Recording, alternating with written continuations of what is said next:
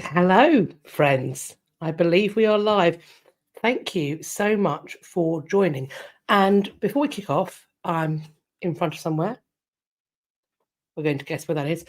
We discussed previously, because we are in the two different formats, so I can see both. I've got portrait and landscape.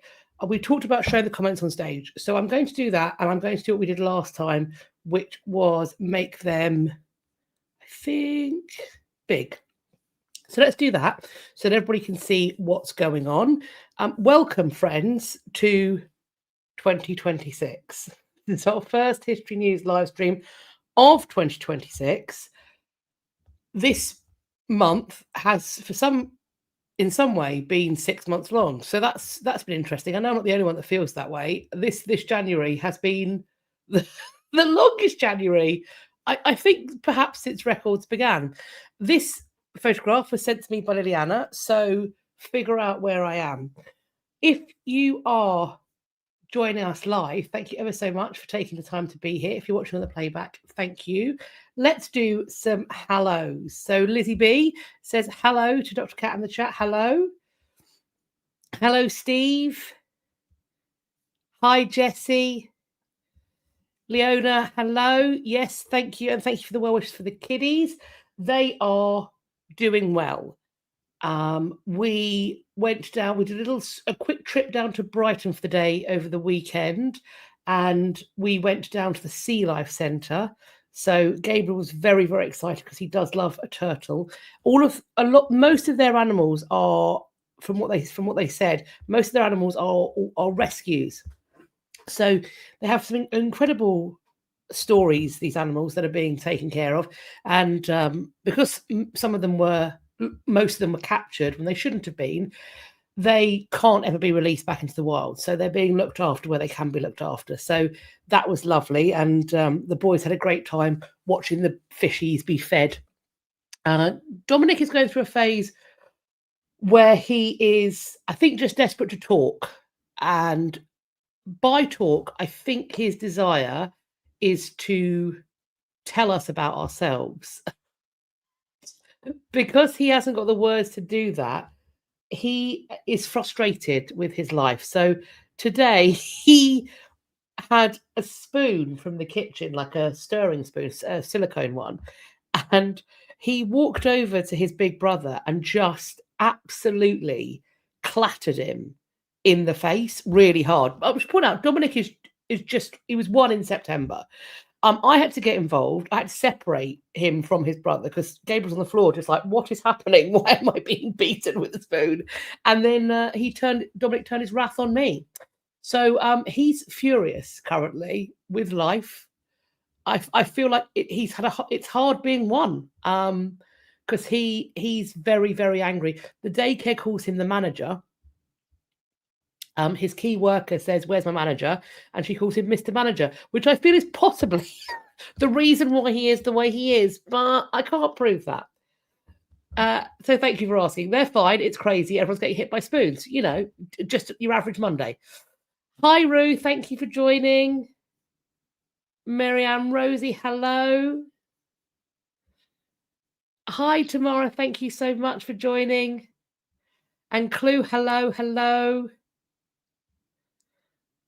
Hi, Spinach Head. Very cold.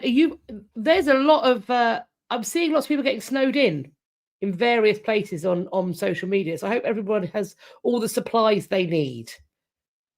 Hi, Sebastian. Welcome. Thank you. Thank you for joining. I'm just going to scroll through it. Lovely to see everybody. Thank you. Jessie asked, are you sure he isn't really named Damien? Leona, is he copying Timmy? I don't know. But whenever people said, watch out for that second born child, I'm like, but I've got a Gabriel. So I know what it's like. When I tell you I was a sweet summer child, sweet summer child. And when I tell you this, you're going to realize just how naive I was. We did not have to baby-proof our kitchen. Didn't need to, because Gabriel just took what he was given and sat there and played with it. He didn't go in cupboards.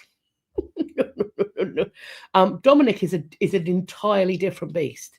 He is stealthy. He is also furious, but he is dangerous, and he knows exactly what he wants. And if he has something that he shouldn't have, or that you think he shouldn't have, which because he will disagree, and you remove it from him, he will scream at you like you are peeling him. I was not prepared for my second born child. I was not prepared. Jesse's just putting a cowbell on him. I fear he will use it as a weapon. He will fashion that into a shiv. he will. And also here's the thing. When I tell people that Gabriel is swiftly showing himself to be my calm child, the response to everybody who knows Gabriel is to go, and they look at me and realize I'm serious, and they go, "Oh my God, I'm so sorry."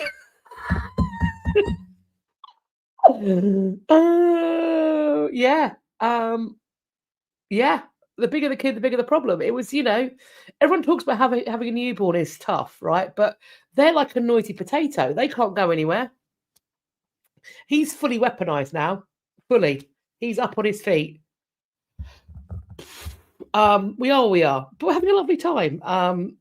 And if I turn up with a massive shiner, he's probably got hold of a ladle. And that is where we are at. So, friends, usual things apply as they have previous years we've been doing this. Thank you if you're here. I'm glad to see you. And I'm glad we're starting 2026 as we mean to continue. We have got some updates. We've got some repatriation / decolonization news. We've got some new news. We have got some ding-dongs. And we've got some events and exhibitions. As usual, the articles will be listed in the description box. They are numbered. Those numbers will relate to what you see on the bottom of the slides that are going to be on screen in a moment. Thank you, as always, to everybody who has sent me articles for me to share today. I am very, very grateful that you have taken the time. Snudpuckle has suggested that the second child is supposed to be mellow. Not mine. That's not what, and also that's not what I've heard. Everyone tells me maybe it's boys. I don't know. It's wild. It's wild. Jamie will call back. Thank you for the donation towards my son's potential future legal fees. We've still got time. Time to, I don't know, recondition the programming.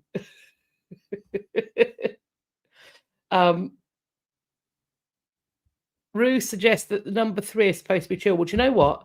I am never going to find out about that. I'm giving away the baby. The first stage baby clothes are gone, so I don't get ideas. I'm going to get rid of the next to me crib. It's all going.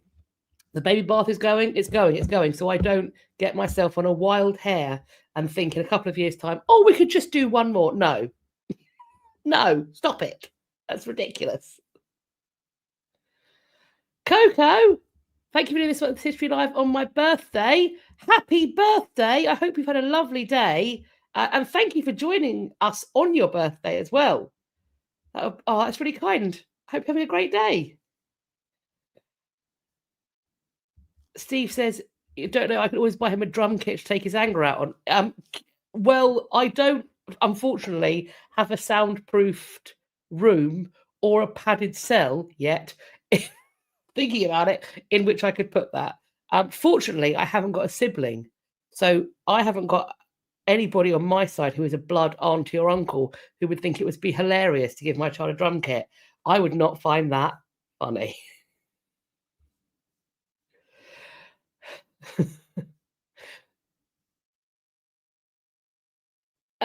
Wow. Jamie Callback says, one of my Nana's sisters took an axe to the crib, thinking this would put a stop to her parents having more bairns. Wow. That's a statement of intent right there.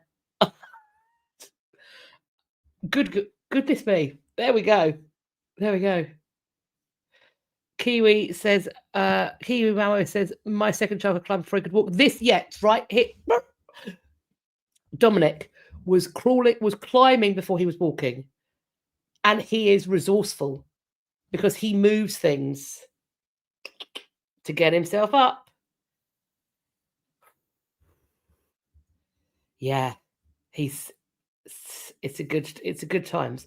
Right, we have got news to cover, but first of all, has anybody clocked what I'm sat in front of? This is from Liliana. So if you're in Liliana, you can't tell us where we are. Any guesses? Any guesses? Wheezy says enroll him in karate classes. I mean, I think I might have to enroll Gabriel first, just so he has some basic self-defense against his ladle-wielding younger brother, who wants to give him some kind of subdural hematoma, apparently. He has not learned when it comes to Gabriel, not the face, obviously. Gabriel, not the face. Have we guessed where I'm in front of? I haven't seen any guesses coming in. What do we think? What do we think? Any guesses? Today, friends, I am in front of not the Capitol building, Snudpuckle. I'm in front of the Royal Exhibition Building in Melbourne. It is in Australia. Yes, Yorkie Grit, well done. And Root, Victoria and Albert. It's not the Victoria and Albert. I don't think that's got a dome, but it's similar sort of brick. We are in Australia. Yes, very nice. So let us hop in. We're going to start off with the thanks we usually do, and then we're going to head straight into the news. So let us do that. So I'd like to say a big thank you to Elverta, to Steve, to Yvonne, Joseph, Sheri, Shane, Snudpuckle, Rebecca, Jessie, to Jenna, Natalie, Kathy, Daniella, Beth, Liliana, Sarah, and Emelia. Thank you ever so much for taking the time. Now then, we're going to hop straight into the updates. And the first update is about a repatriation. New York is in the news again for repatriations. 43 antiquities returned to Turkey. I believe that we have covered the talk about these things being returned, but now they're actually going back. So the repatriation ceremony was held in New York on December 8th previously. This is in the aftermath of a years-long investigation into antiquities trafficking that we know has been done by the Manhattan DA's office. We've talked about them a lot. These items were stolen from various archaeological sites and then sold by dealers who had faked their provenance. This includes a 2nd century marble head of the Greek orator Demosthenes, which was in the Metropolitan Museum of Art. Then there's a Roman bronze statue of an emperor that was in the collection of Aaron Mendelssohn, and a 6th century BCE set of terracotta reliefs that were in the Museum of Fine Arts in Virginia. 41 terracotta reliefs were returned by the Virginia Museum of Fine Arts. These were from a site in south central Turkey. So these have now, all of these items, 43 items, have now gone back. Leona is sending me a contribution to my medical bills. Well, so far, fortunately, we don't have to pay for our medical bills. However, it won't be long before one of them knocks a tooth out, and we have got to pay for dentistry. So we'll put it towards my dental bills when one of them headbutts me hard enough in the face that they knock out one of my pearly whites. So we'll call it dental bills. Thank you very much for the super chat. It's very kind of you. Another update, and there's a part of me that's like, the term, I believe, is Schadenfreude, but also I read this and I go, well, Coco creates. I know it's your birthday, but let's not get brave. Dominic's Drum Kit Fund. Dear, oh dear. Thank you for the super chat. He's not getting a drum kit ever, although he makes everything as drums as it is, so I don't know why I'm fighting it. Every pot and pan comes out and he beats it on the ground, so we already have drums in the house. The British Museum is seeking a treasure hunter to recover stolen antiquities. When I saw that headline, I did just go, well. These are the items that were stolen and sold from the museum in 2023. The chosen candidate is going to be responsible for recovering gold jewellery and semi-precious stones that were allegedly stolen by an ex-curator. We're talking about 1,500 objects that are thought to have gone missing. But a third of it has already been found. So now there's a race on to find the remaining pieces. They want to make progress fast in terms of getting things back. So they're trying to get staffing together to do that. The sleuth is going to keep in contact with an international network of dealers, auction houses, collectors, all of whom might have crucial intel about the items' whereabouts.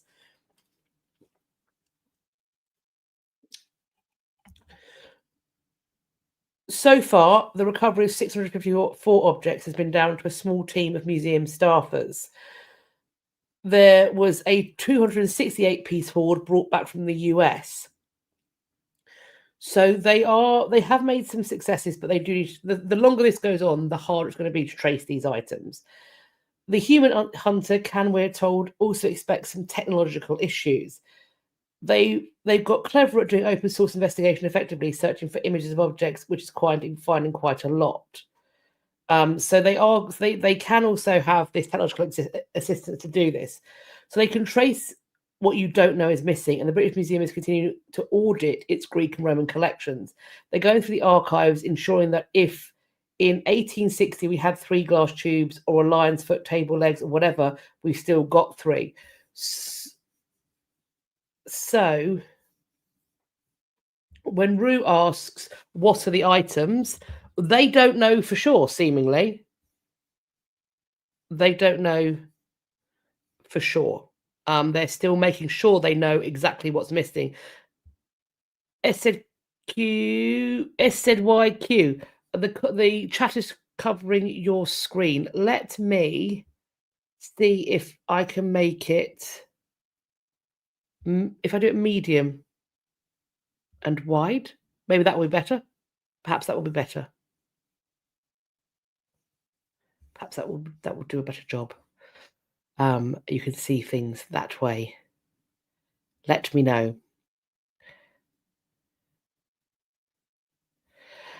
There is Weezy says they're desperately seeking Lovejoy. The majority of the stolen items came from the Hellenistic and Roman world, but some pieces date back to the late Bronze Age. The British Museum is taking legal action against the curator, who denies all the allegations against them. So this is still alleged. It still hasn't gone to court. There is a delicious irony to me that they are seeking a person to locate stolen, looted items. There we go. Let us continue on. Where are we? So we have got an update potentially, and I'm not going to get too excited, because if I had £1 for every time somebody told me they'd solved the Voynich, I have at least £5, which is not a lot, but it's weird that it's happened 5 times. There is a new study that suggests that the Voynich might be a medieval cipher. I think that's very likely. What's interesting is this is a peer-reviewed study, and it's not claiming to solve the mystery, but it does show, in a way that's been approved in peer review, that it could plausibly have been produced using a cipher that was within medieval technological capabilities. This was conducted by a science journalist called Michael Gresko, and he wanted to test whether a historically realistic encryption system could generate text with the same unusual statistical features seen in the Voynich. And the outcome is a proposed method termed the Nabble cipher. Instead of decoding the manuscript, this cipher goes the opposite way. It takes ordinary Latin or Italian text, turns it into a glyph sequences that closely resemble what they call Voynichese or Voynichese. It breaks continuous text up in short groupings of letters, then substitutes them using structured tables with elements of randomness introduced through tools such as dice and playing cards. Experts involved in this study have welcomed the work as a useful benchmark, not a definitive answer. The research serves to sharpen the questions of future studies and must address future studies must address by showing that hand executable cipher can replicate many of the manuscript's quirks. For now, though, the Voynich remains undeciphered, but this new approach does offer a clearer framework for understanding how such baffling text might have been created and why it continues to resist simple explanations. I think this is really interesting. I also think that that could also potentially be a reason why it was created. That having this expense, because it would have been an expensive document. It's on large sheets. There's lots of them.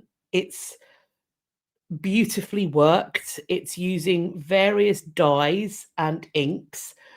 I wonder if this, as well as potentially being a herbal or some kind of scientific story that we're seeing, that it's also a presentation of what can be achieved through cipher. If we were in Elizabethan England, this is potentially the sort of thing that somebody who wants to take part in the dangerous game might come forward to a Walsingham or a Cecil and say, well, here's what I can achieve with cipher. Here's how quickly I can work. Here's how I can execute in ways that it can be hidden in various things. What do you think? This could be an exemplar of tools of the trade.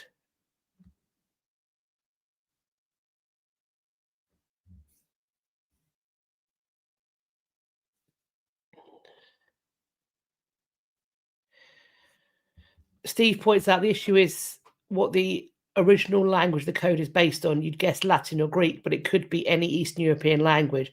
Indeed it could. Indeed it could. So that would need to be taken into account, certainly.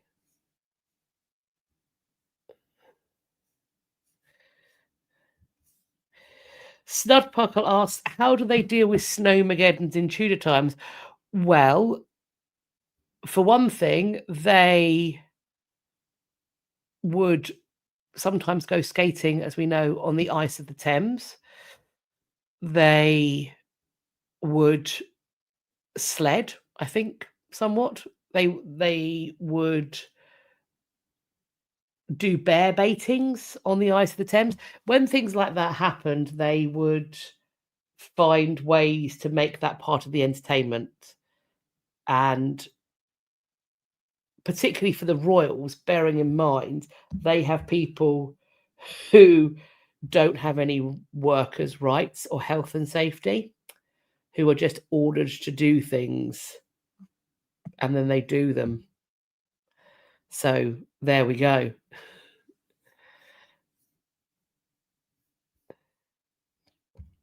Hot toddies around the fire, possibly. I think there was actually some accounts of braising or kind of hearths being put up on the Thames, on the ice of the Thames, because they were working with things that required heat. So yes, they would absolutely put fires up and around, even apparently on the frozen water of the Thames, which there's no health and safety. No one's got a clipboard. No one's got a clipboard. Steve thinks that horses do better with snow than a car does. Quite possibly. I wonder if they would also change out the horse if they were on a sled rather than a carriage. Would they use one of the large cart horses rather than what they ride to hunt, for example? I imagine so. I imagine also it wouldn't be your regular carriage horse. They'd probably want something slightly bigger and more robust, but I don't know. That is an excellent thought and question. Where another British Museum issue is happening, the British Museum is £100,000 away from being able to purchase this gold pendant and thus save it for the nation. We've talked about this pendant numerous times. It does seem to connect Henry VIII and Catherine of Aragon. It's thought to be worth £3.5 million. It was uncovered in Warwickshire in December 2019. Since October, they have launched a £3.5 million appeal to save this pendant from entering into a private collection. They have recently emailed their members asking for their help in saving the Tudor heart for the nation, saying it was only £100,000 away from its target, which it was seeking to meet by Valentine's Day, which is, of course, lovely. This it is decorated with a white and red Tudor rose and an entwined pomegranate bush, which is, of course, the emblem of Catherine of Aragon. On the hidden side, you have got an H and a K with the French motto toujours, meaning always. It's thought that this might have been made to celebrate the betrothal of their daughter, Princess Mary, to the 8-month-old French heir apparent in 1518. That was my dishwasher. Apologies for the click. Nicholas Cullen, who is the director of the British Museum, says, quote, "The Tudor heart is perhaps one of the most incredible pieces of English history to ever have been unearthed. Support will ensure this unique and beautiful treasure is secured for the nation so that it can be enjoyed by and inspire generations to come." Damien Lewis, who was, of course, Henry VIII in the BBC adaptation of Wolf Hall, is showing off the pendant in a video on the British Museum's Instagram page talking about the fundraising appeal. He says, "This beautiful object, we want as many people to see it, as many school children in the world to see it." And I think it would be a very great shame if this was allowed to enter into a private collection or indeed to leave the country. There is a part of me that thinks a few things. So one being, times are hard. Approaching your members for when you've already managed to raise 3.5 million, I'm assuming through various different funds, but approaching your members to make up £100,000 shortfall. I mean, hopefully they make it so they can keep it and it can be on display. I'm not sure how they've still got till February. I don't necessarily think £100,000 is it that big of a push for the British Museum in this short amount of days. I don't know. This article is from the 16th of January. So essentially they've got a month to get £100,000. Of course, finances are really tight for lots of people. People are giving up memberships to museums because they're trying to make ends meet currently. And I also wonder how many people are choosing to stop putting their money in the British Museum's coffers because of some of their behaviours. I probably wouldn't myself. I do have memberships. I've got even though I work there, I've got a membership to HRP, and I'm very pleased to have a membership to HRP. I do wonder. Well, I know for myself, as it currently stands, it's not somewhere that I would pay for membership for because of their policies when it comes to repatriation. It makes me wonder. I mean, obviously, I can't prove it at all, but it's a tough time to try and raise £100,000. I hope they do it.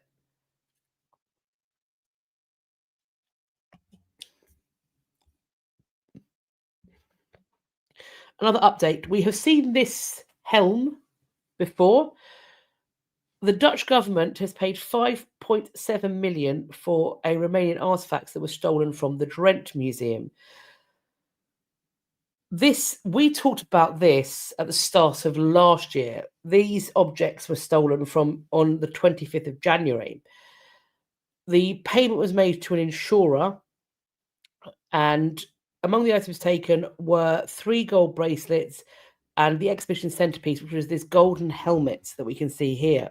They are Romanian heritage artifacts and are considered to be of significant cultural value. The hope is that despite this financial settlement, that there would still be a chance to find the goods. 3 men are considered to be the main suspects, and they have been formally indicted. They are in custody, but have refused so far to make statements. They're facing charges for theft, causing an explosion, and damage to the museum. There are 4 additional suspects who are accused of playing roles in the theft. They have been released from detention, but they do remain as suspects. The prosecutors point out the suspects forced their way into the Drench Museum using a fireworks bomb and sledgehammers. CCTV footage shows masked figures entering the building shortly before the explosion, which shattered a glass door and display cases. Investigators said the suspects exploited known weaknesses in the museum's display case construction. The Drench Museum then declined to comment further on the government's payout. They said this arrangement was already known to us. We do not wish to comment further. So, hopefully, though, there will be a chance to find it.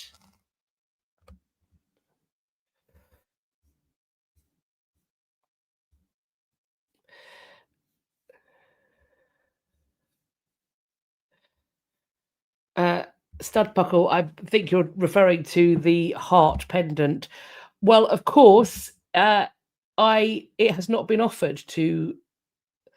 I don't know for sure exactly how the royal family organises their funds, but a piece like this, if the royal family bought it, an individual in the royal family bought it, then it would be part of the royal family's private collection. They could then choose to display it, but it would be part of their personal jewels, if you will.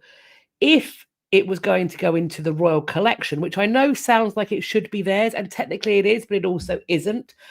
If it were going to be purchased by the royal collection, that's a whole different oversight board and funding pot that the monarch may have a say over, but there's a board of custodians and trustees and all the rest of it. And also on the other side of it, when something is declared to be treasure,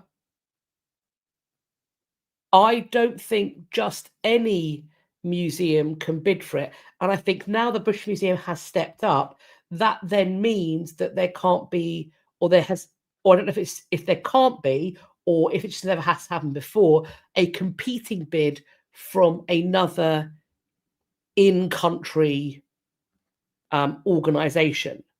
So I think that avenue is closed down. So I don't, even though, yes, they do, and they certainly would have the money to purchase it, I don't know if they have the option to. It's not for auction. It's being held to see if the British Museum can purchase it. Perhaps if it goes to auction, they could try and bid for it, but then they'd be bidding for it for part of their private jewels, because that's what they can auction at. They can't bid for it for the royal collection. That's a different thing, would be my understanding. Happy to be corrected on how it worked, or whether they could. But yes, if we want it to be publicly viewable, then we want it to be part of the royal collection rather than private jewels. And that's a different pot of funding. We have got an update on Stonehenge, and grains of sand prove that people, not glaciers, moved the Stonehenge rocks. So we have all of these different stories about how Stonehenge is built.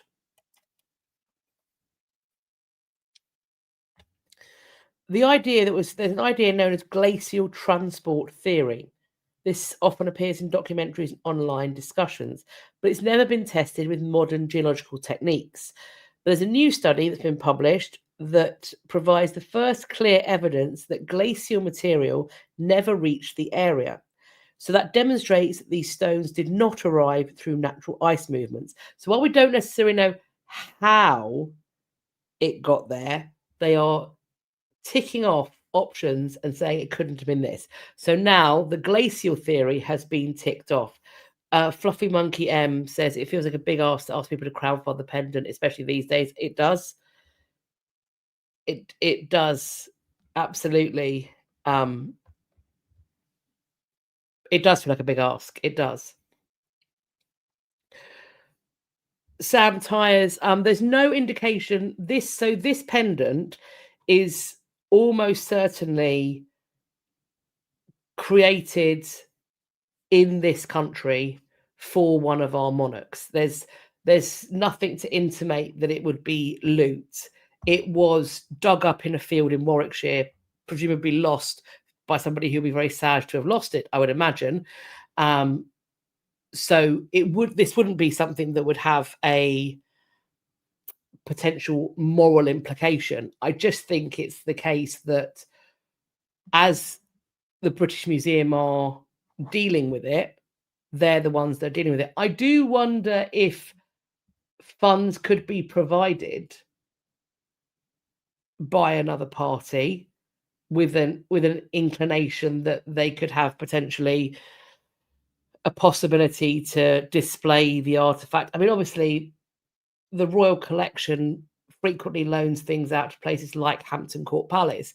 It would make lots of sense to have this on display at Hampton Court Palace, wouldn't it? Because you've got Catherine's pomegranates put into the very stone. So it would make some sense for it to be part of the Royal Collection, but that isn't the way that they've gone. And I'm not sure if that's because the Royal Collection said we can't afford it, and so the British Museum stepped up. Either way, that's the way they're going, and it doesn't tend to be that a rival organisation goes, well, we'll do it instead then.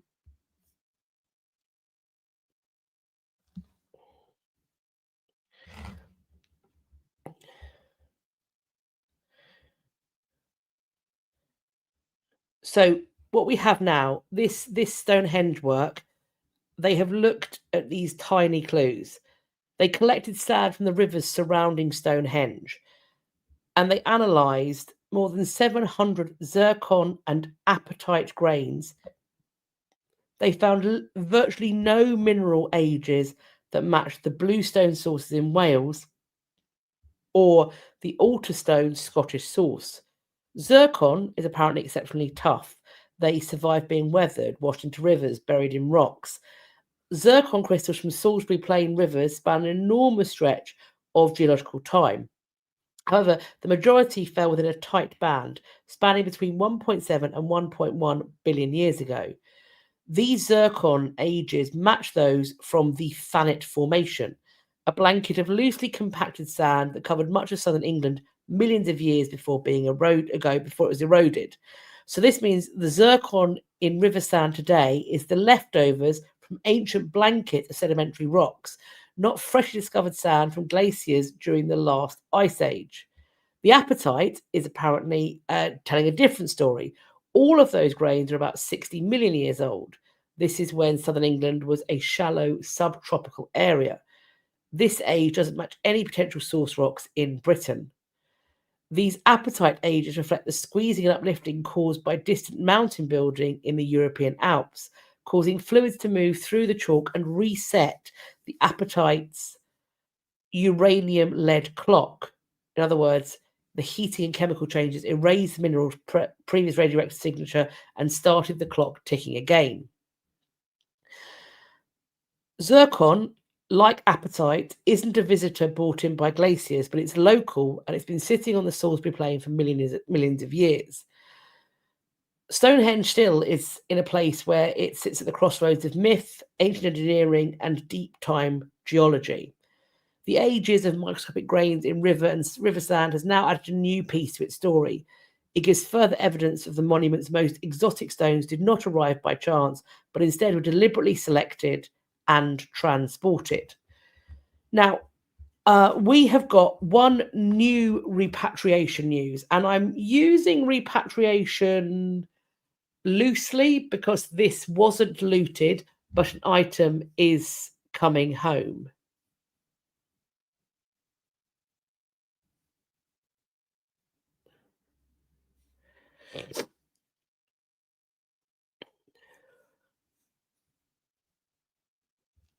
And it's this one. Lewis Carroll's personal copy of Alice's Adventures in Wonderland is returning to its what they call spiritual home in Oxford. This book has been donated jointly to Christ Church and the Bodleian, both of which are part of the University of Oxford.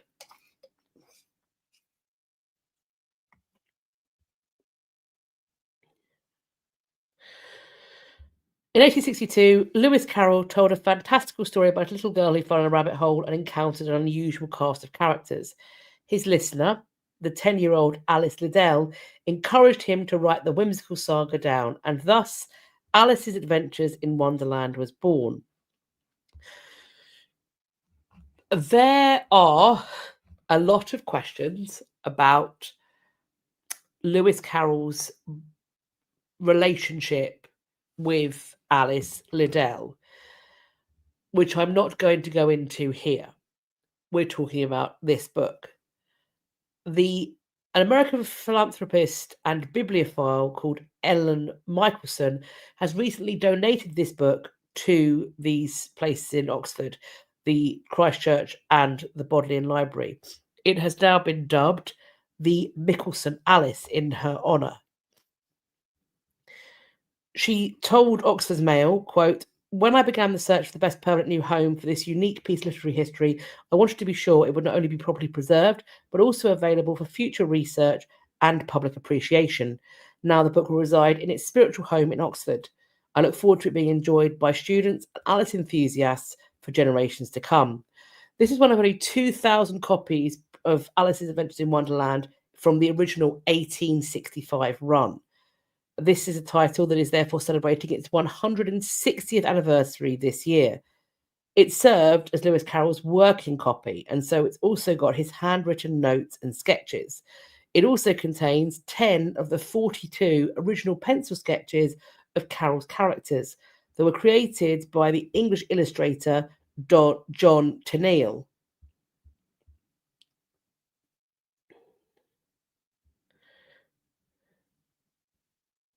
So 1 month after this run was put out, the illustrator asked for the initial copies to be withdrawn because he was concerned about the quality of the printing, and many of the books were then destroyed.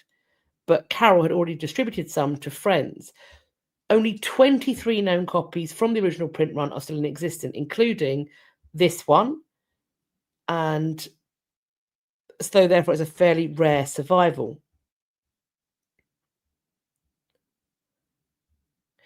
We're told the donation is special for another reason. Christchurch previously owned another copy from the 1865 run, but this copy was stolen a century ago and had never been recovered. Earlier this year, the Christchurch received another generous donation, thousands of Carroll's letters, photographs, illustrations, and other books collected over the years by John A. Linseth, an American businessman, philanthropist, and scholar. Linseth wanted to donate his items to an institution in the UK, noting that, quote, all the big collections in the United States are in the United States, and he wanted to remedy it. Snudpuckle, I have mixed feelings about Lewis Carroll, same, and I think justifiably so. I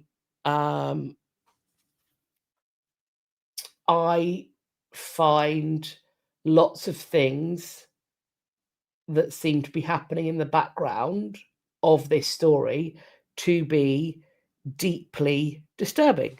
Deeply disturbing.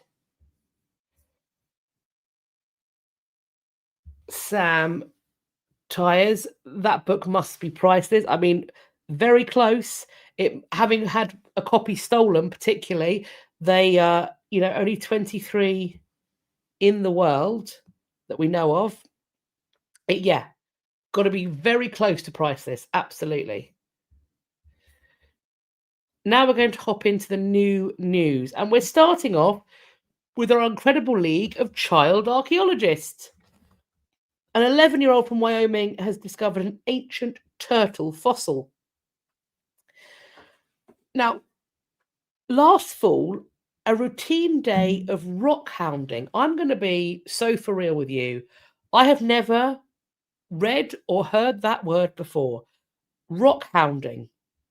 If anybody could jump in with what on earth rock hounding is, I'd much appreciate it.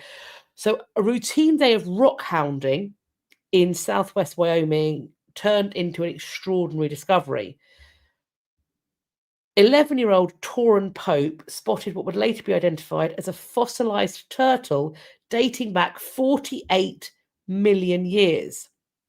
Around that time, the Greater Green River Basin in southwest Wyoming looked very different than it does today.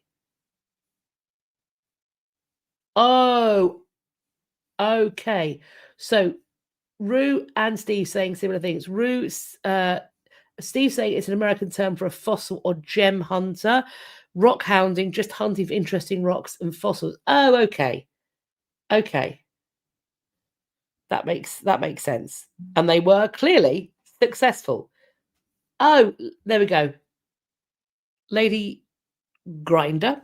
It's what we call amateur geologists here in the US. They're searching for fossils and crystals, etc. Fabulous. Okay, that makes sense.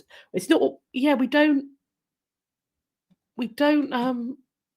have that word here. What do we call somebody who goes out nosing about for nice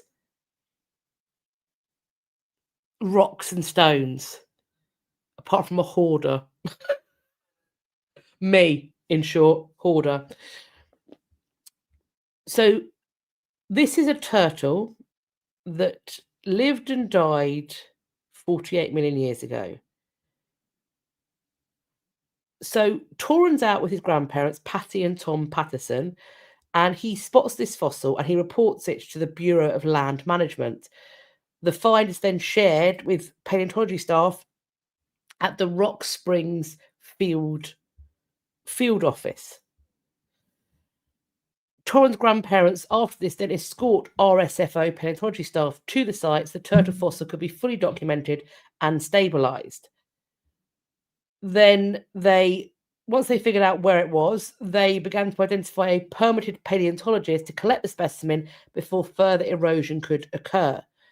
J.P. Cavelli, who's a museums collection specialist at the Tate Geological Museum at Casper College in Casper, volunteered to help with the collection.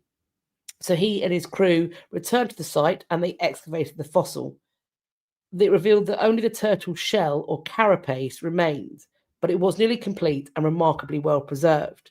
This discovery would not have been possible without Torrens' keen observation for fossils and his decision to report the fossil to the BLM. By doing the right thing, he was rewarded with a unique and memorable opportunity to take part in the excavation process because he was indeed there. His discovery not only helped preserve an important piece of paleontological history, but also highlighted the role the public plays in protecting and responsibly reporting scientific resources found on public lands. Torren was also given permission to name the fossil, and this is brilliant for us. Henceforth, the fossil will be, wait for it, known as Little Timmy. Little Timmy the Turtle. Little Timmy the Turtle.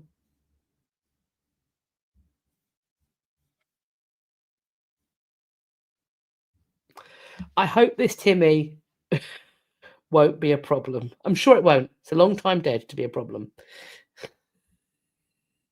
Little wait till I tell the girls from History After Dark about this. Little Timmy the Turtle. I mean, perfection. Delectable. Delicious.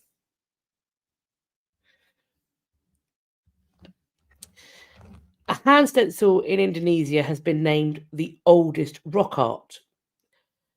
Adam Brum of Griffith University and his colleagues have dated 11 cave paintings found on small islands to the southeast of the Indonesian island of Sulawesi, and determined that hand stencil in the Metaduno cave on Muna Island is about 67,800 years old.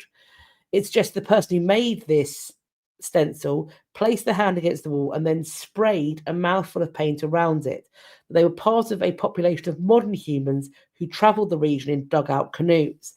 They are thought to have eventually reached the continent of Sahul, which once connected to New Guinea and Australia some 65,000 years ago. The stencil in this cave was then slowly encrusted with minerals and surrounded with later charcoal and other ochre drawings. So this article was published in Nature, and there's also a link for more on the cave art that you can go to if you go to this website that's linked on number 9 in the description box.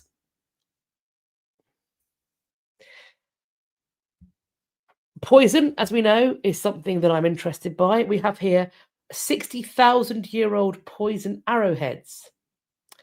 Shows early humans' skillful hunting. I wasn't there. I'm not old enough. These are arrowheads from South Africa, and it pushes back prehistoric humans' earliest use of poisoned weapons by more than 50,000 years. These are quartz arrowheads that still have traces of poison that were made from a bulbous flowering plant named gifbol, also called poisonous onion. And it was used until recent centuries by traditional hunters.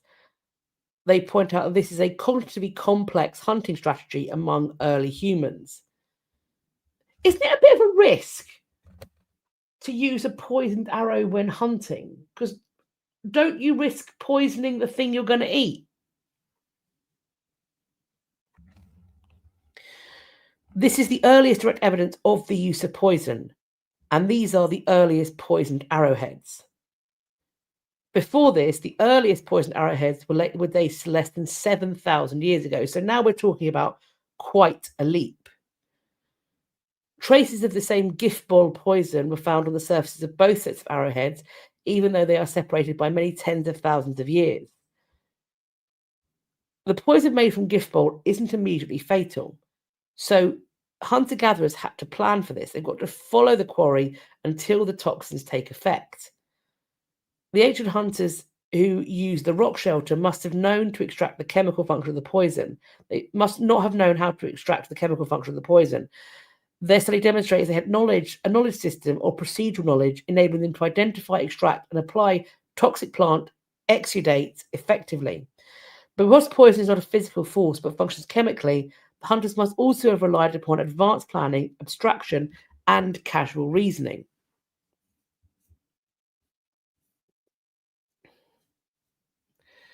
Steve, poison may break down with heating and cooking. Yes, it may. This is the thing I think, do you know what? I'll be honest, this is what I think about lots of the stuff we eat. That there had to be a first person to go, yeah, that's probably fine. That'll do. That's probably fine. I mean, it was almost certainly a toddler, wasn't it? I can eat that. That's all right. That berry will be fine. Oh, look, that's just come out of a cow's underneath udder. I could probably drink that. That's all right. Oh, look, we've been drinking milk for a while, but now it's gone a funny colour and it's curdled and it's all solid. Oh, my 3-year-old's just eating it. Let's see if they die. No, not dead.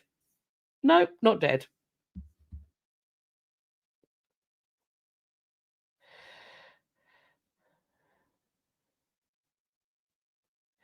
Oh, Yorkie grit. It's the difference between. Is it the difference between venom and poison? It kills you in the bloodstream, but not your stomach. Maybe. Sam Tyres. How do they know it was poisonous? Another great question. How do they find out it was poisonous, and then they kill a thing with it? Considering particularly, it doesn't kill you immediately. It takes some time. So they find out it's poisonous, and they figure out it takes a while. So you've got to track your prey. Then someone goes, well, after all that work, let's see if we can eat it. And they could. How did they know?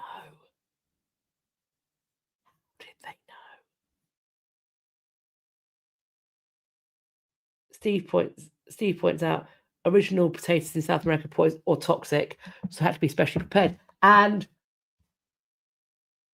it's that kind of that requires somebody to have eaten it, seen somebody eat it and die, and gone, do you know what? I'm not ready to give up on that right now.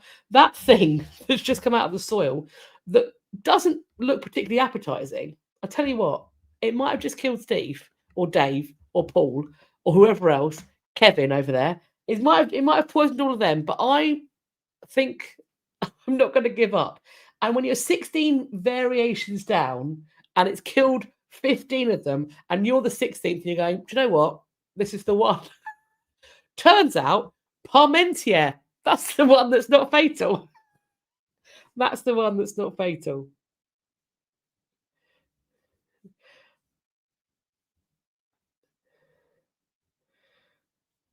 We're talking about experimentation, trial and error, feeding it to the person with the lower states in the tribe.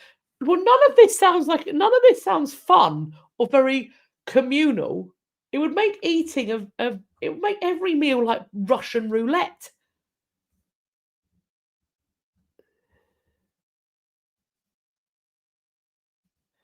Oh, clue! You've gone off piece there, but I'm going to pull the question up. This is loosely related, but the potatoes reminded you, to what degree does everyone consider a fryer to be an essential kitchen appliance? Do you mean like a deep fat fryer or an air fryer? Because I am of the opinion air fryer essential. My husband hates it, won't use it. He does all the cooking, so it doesn't get used.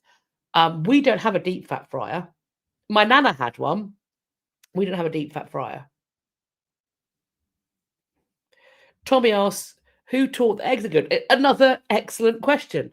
Another excellent question. And for that matter, fish eggs. Who figured that out? Yorkie Grits looked it up. The toxins are effective when injected directly into the bloodstream through a wound, but when consumed orally, the human digestive system, including stomach acids, enzymes, generally breaks down the protein-based toxin, rendering them harmless before they get into the bloodstream and cause damage.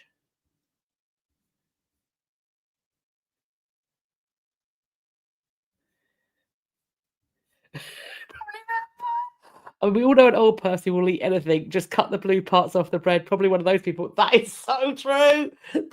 It's either an old person or a toddler.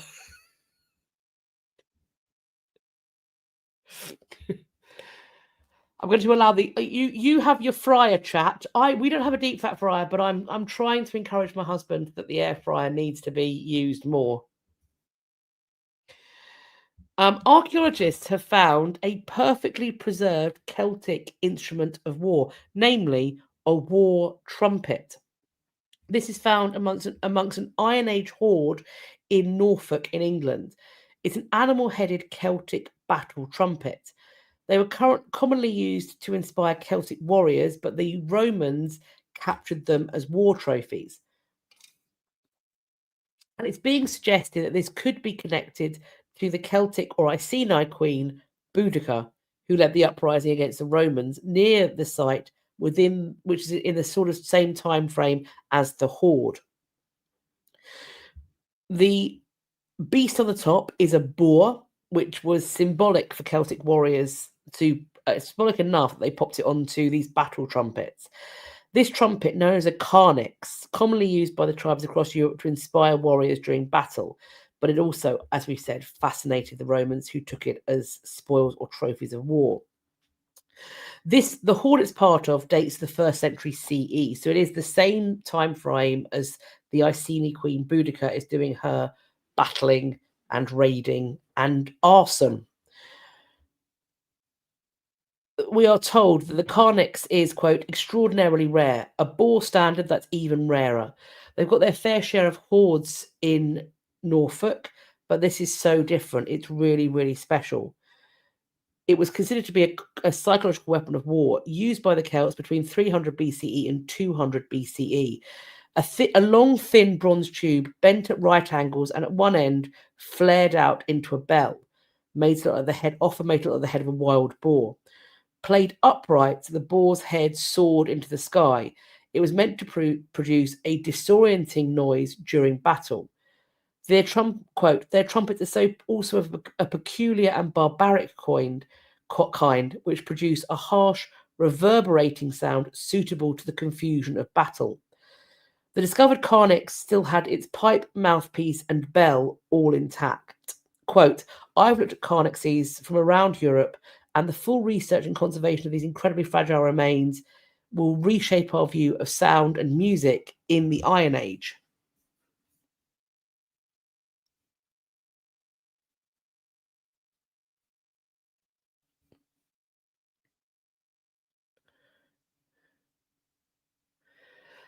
I think I saw somebody ask, Rue asked, has anybody heard a carnix? Has anybody heard a carnix? Jane McCormick said these instruments make the most incredible sound. It must have been terrifying to experience that in the battle. I've never heard one. I wonder if there's one available online.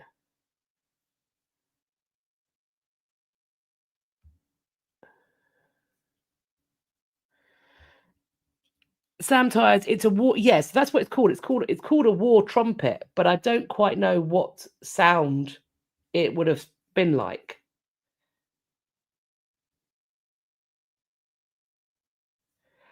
Oh, Bev points out they built one on Time Team, but didn't really get those to work. Oh, that's really interesting.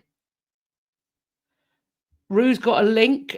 If you email me the link over, unfortunately there's no way for me to. I think there's a way for me to play it on here. But if you send me the link to my email, I can potentially even put it. That will let me put a link in the chat so other people can listen to it. Cara, thank you so much for the super sticker. That's very kind of you. That's very kind. Thank you so much. So it has been recreated. People have heard one in the video. If you send me a link, I can try and put it in the chat. If you send it via email,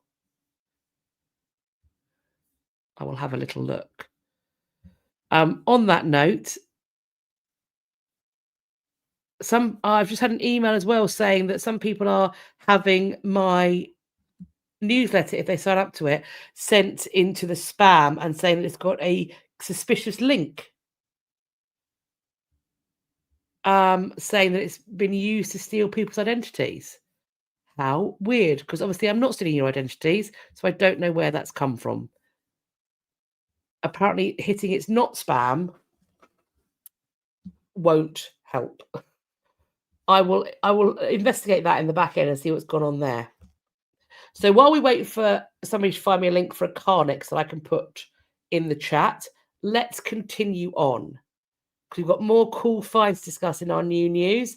An incredibly rare ancient gold coin has been found in a field. This is in East Yorkshire, in Lely. It dates back to the Iron Age, so 50 to 10 BCE. It is a variant of the Coral Tuavi tribe gold stater, made by a Celtic tribe that occupied all of Lincolnshire. Oh, Steve sent me an email. Thank you. Just 1 second. Let me see.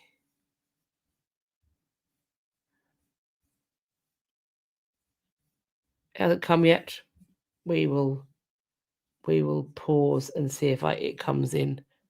Oh, here we go. I've got one now. I have a link from Rue. So I'm going to copy the link address and then it should let me put it in the chat.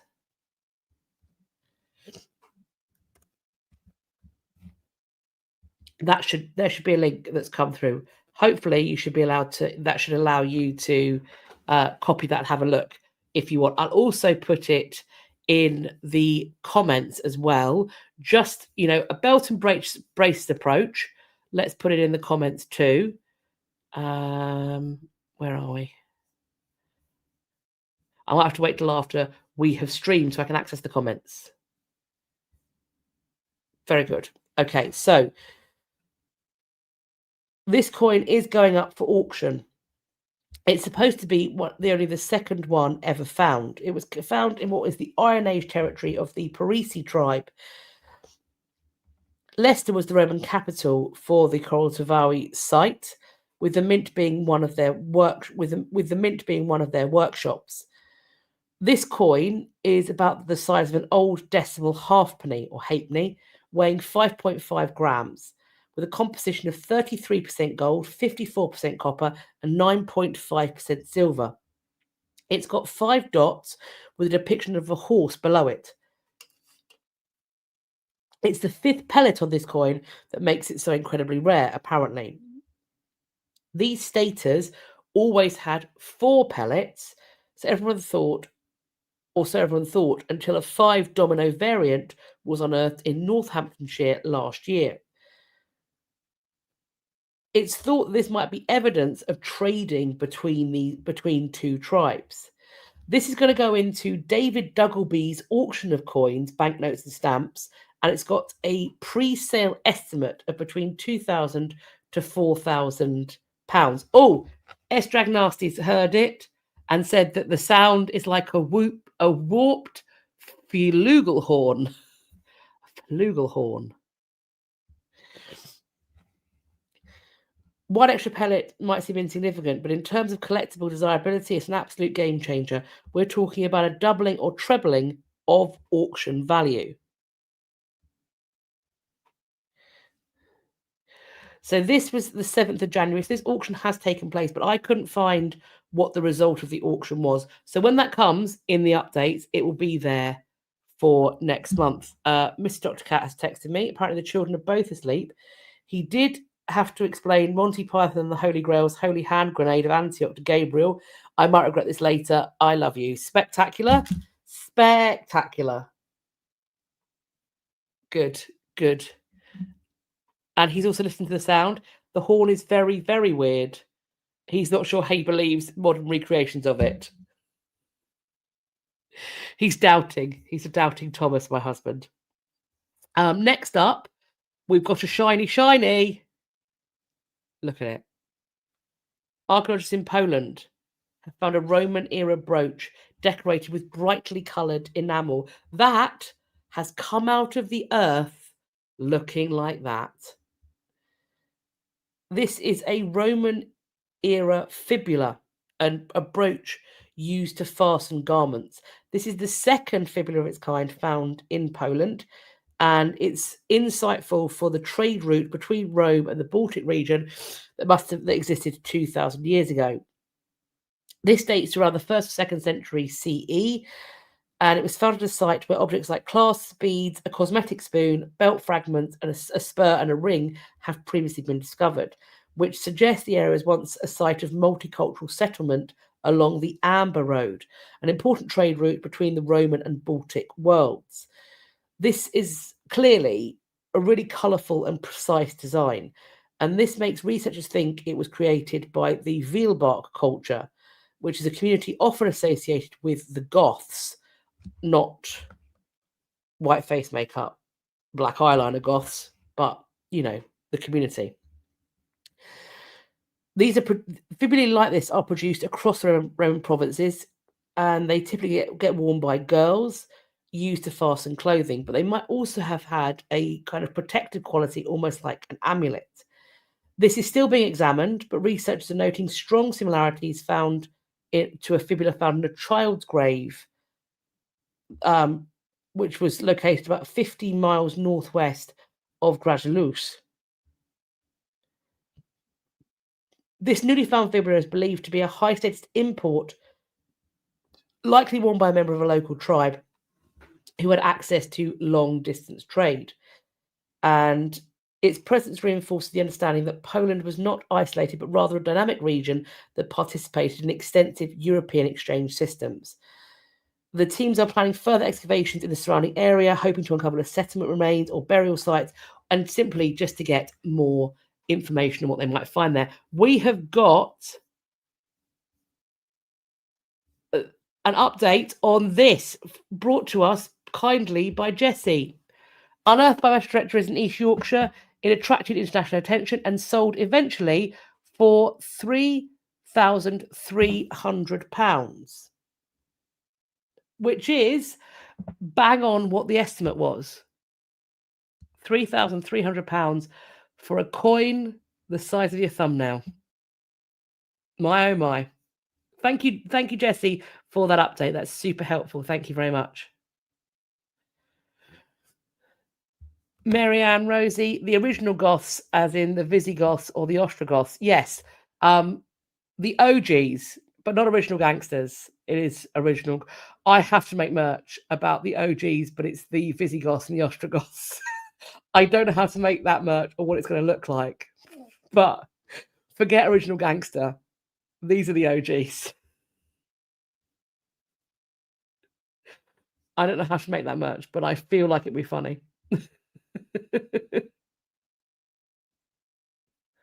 Oh, Fluffy Monkey M. One of your friends is Polish and you send her every Polish thing we see on these. She loves it. Oh, that's brilliant. Yes. Yes.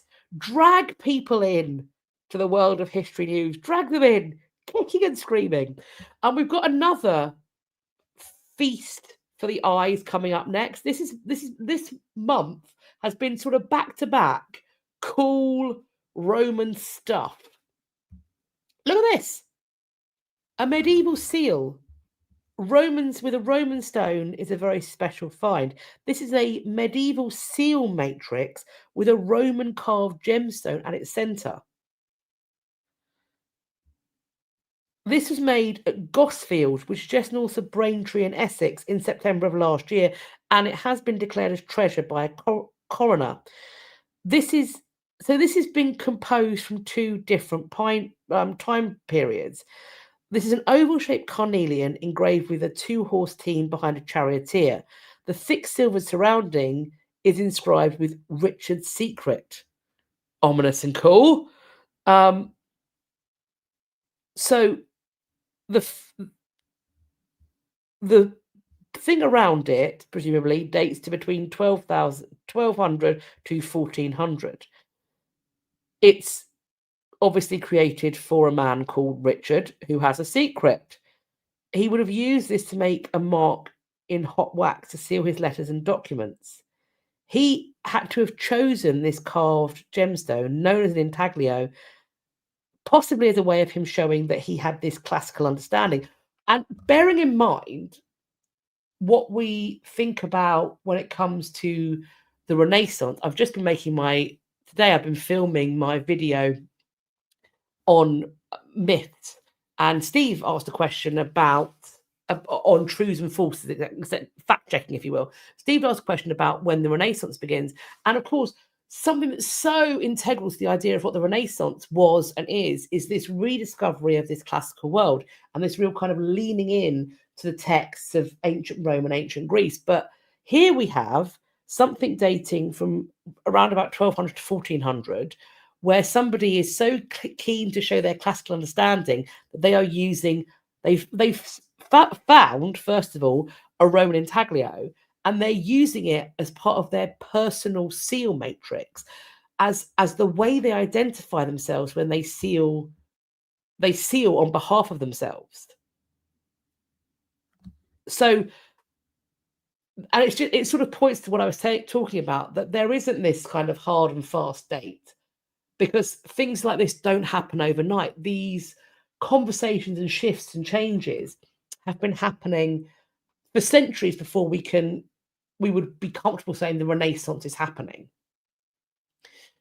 But equally, you see somebody who predates it by centuries, like Richard II, who in many ways is very much a Renaissance prince, but he's not in the Renaissance.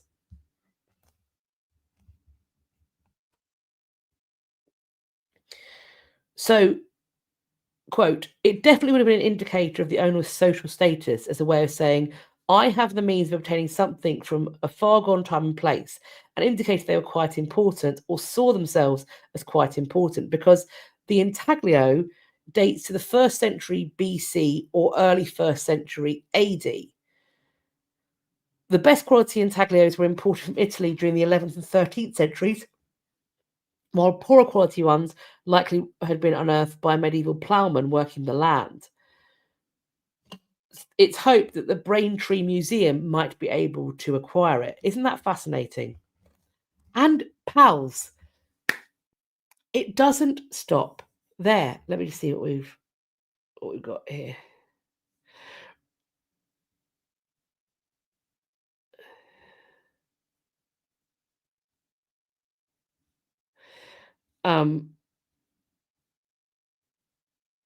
Chloe says, I'm a bit late with this, but if anyone's enthused by the Carnix, look up the Deskford Carnix. Well, I don't know what that is, but excellent. Kit Kat bug. It looks like a charm on a necklace. It does. I wonder if it was worn on some kind of chain so it could be used, to be honest. Rue is going to call their firstborn intaglio. Go for it. Why not? Why not? People have called their kids weirder things. They've called. Do you know? Shall I share this? Shall I? I'm going to. Okay. Oh, this might be a mistake. Here we go. So I was many years ago, I was down in Brighton, and I was in a car park, and I heard this woman yelling, and I realized she was yelling for her small daughter, who was a toddler. But it took me a while to figure that out because of the name that she was calling her child. And I'm not going to shame, I'm about to. I don't like to shame any mother's choice of the name they pick for their kid, but I probably wouldn't go with Jezebel. I probably wouldn't want to scream Jezebel at the top of my lungs in a Brighton car park, but my lord, that is what was happening. That is what was happening. So I feel like Intaglio, it's fairly tame. Fairly tame. Jules also points out that horses were, of course, a status symbol during this time. So it's both the classical imagery and the pony love. Steve points out the medieval military were still following Roman tactical guides, strategy and warfare. Absolutely. Scarlett, and this is why we don't use the term the Dark Age anymore. Of course, because it was a misunderstanding.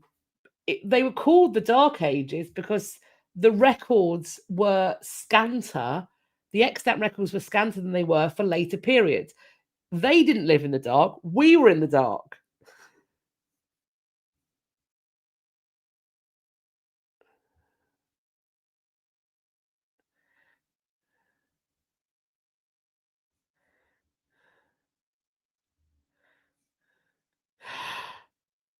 Brian went to school with a Hollywood. Oh, God bless. Oh, God bless. That you're gonna have that, aren't you? That's gonna be a thing that happened. Yeah. There's a Reddit sub apparently. It's called Our Tragedy.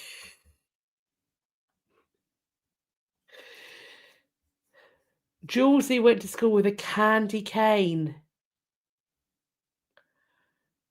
At a certain point, you need to be able to see your parents for mental and emotional distress, don't you? At a certain point.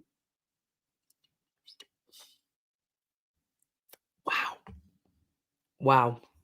I mean, it's one of those things as well. You've got to be sometimes quite careful, particularly if you're planning on ever living abroad, that the name you've called that your kid doesn't mean something different or doesn't sound like it means something abroad that might raise some eyebrows, if you will.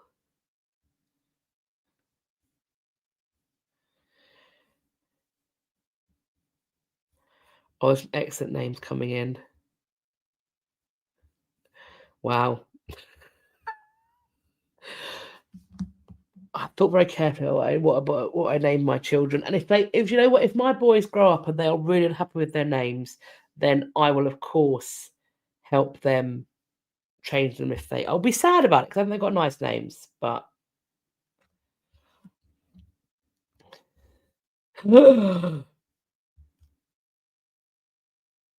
Tiffany and Sterling Silver, twins you went to school with. That feels illegal. That must be illegal. That feels illegal. That should be illegal. Oh no.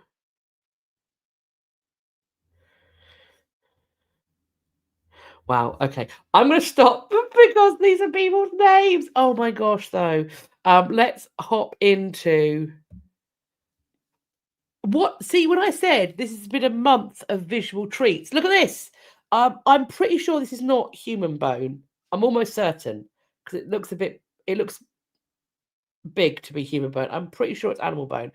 But look at this. An extraordinary Roman box made of bone has been found. Isn't this phenomenal? It's been unearthed in a Worcestershire town, Worcestershire sauce. This Millstone ground in Broadway has uncovered 8,000 years of human activity, and they've also discovered a carved stone box. It was found in the grave of a young woman, and they think it's going to offer insights into the lives, beliefs, and craftsmanship of the people who once occupied the North Cotswolds. The excavation at Millstone Ground is rewriting what we knew about Broadway and Worcestershire's past. The bone box in particular is a fascinating item, and it's being featured on Digging for Britain, so more people can share in the excitement of its discovery. Now, this news item went out on the 7th of January, so this has already been aired, so you would have to check out the watch back on BBC iPlayer if you have access on BBC Two. Wheezy Squeeze Box. Whose bones? What kind of bones? I don't know. I'm assuming it looks to me like animal bone. I don't know what it doesn't. It hasn't been specified what animal bones it is. Julesy, the person who made that was a boss carver, absolutely. And oh,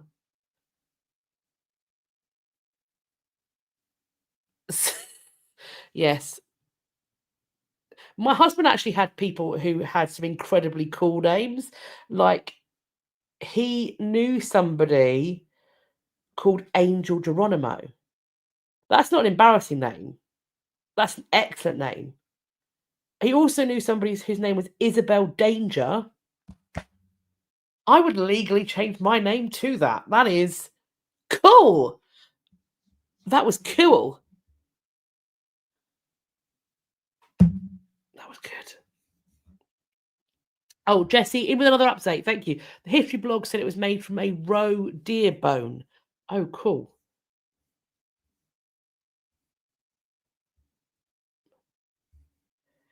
Yes. Fluffy, pretty even if it was human. Of course, if it was human, I wouldn't show it. As cool as it is, if it were human remains, I wouldn't show it on the channel. I was pretty sure from looking at it that it wasn't human. So that's why I've shown it. Dawn, Isabel Danger sounds like a Bond girl. She does. She does. She sounds like the kind of Bond girl who could crush you with her thighs. Just, yeah. Such a cool name.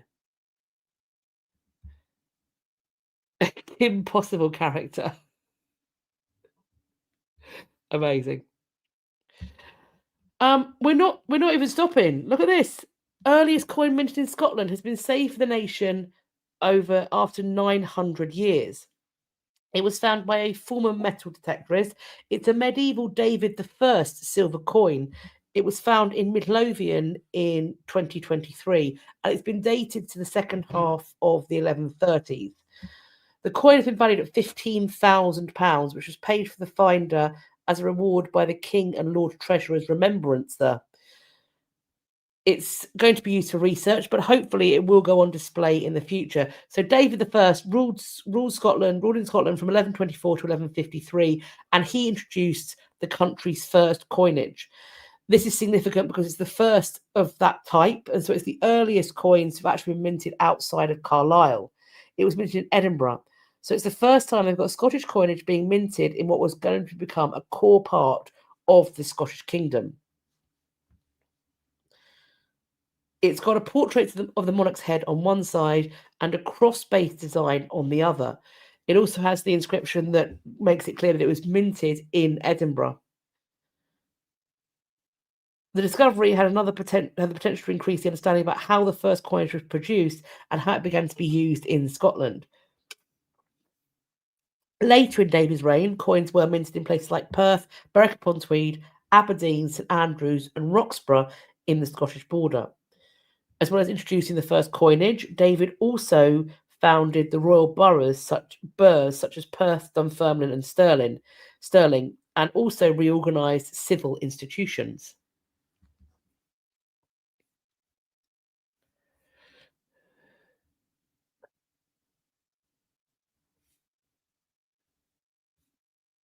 Looking through the comments.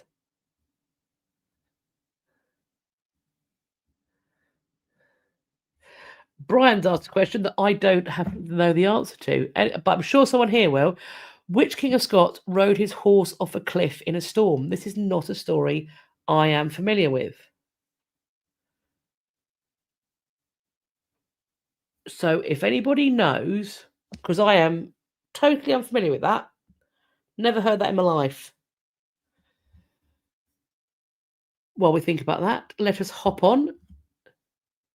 A 600-year-old Viking ship, the largest of its kind. This medieval cog, nearly 92 feet long, and apparently it featured castles on its bow and stern. This a sunken Viking ship near Copenhagen is the largest boat of its kind ever discovered. It's a super ship whose advanced design and carrying capacity helped transform trade in medieval Europe. This is a milestone for maritime archaeology. Named after the channel in which it resides, it's longer than 2 school buses and nearly as wide as well. They've analysed the tree rings in its timber and estimate the Viking artisans constructed the cog in the Netherlands in around 1410 CE.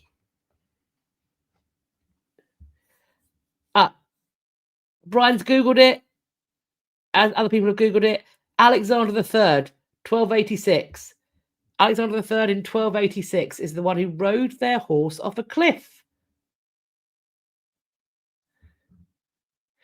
On this one, Steve points out there's a documentary on Danish TV for this excavation. And he's checked with his family in DK, and there is unfortunately not a version with English subtitles. Hopefully, we will get one.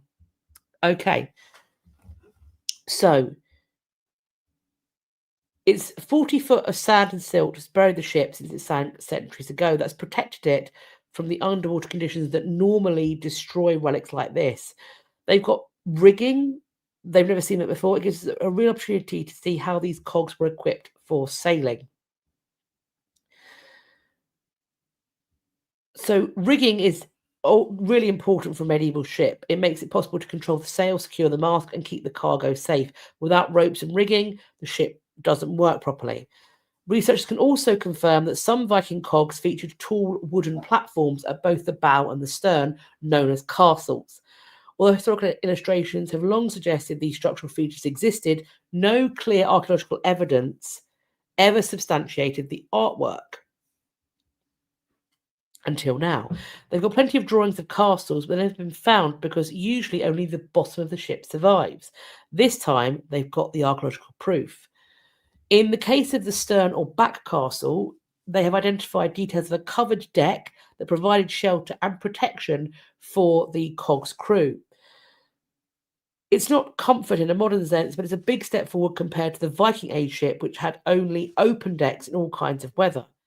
They now know undeniably that cogs could be this large, that the ship type could be pushed to this extreme. This is phenomenal, and there's a part of me that's like, when will they be making the reconstruction? And when will it be sailing somewhere near to me so that I might step upon it? Amazing. Another boaty fact is coming out. Steve points out, and this is where the term forecastle comes from in naval terminology. I'm not familiar with naval terminology. It comes from forecastle.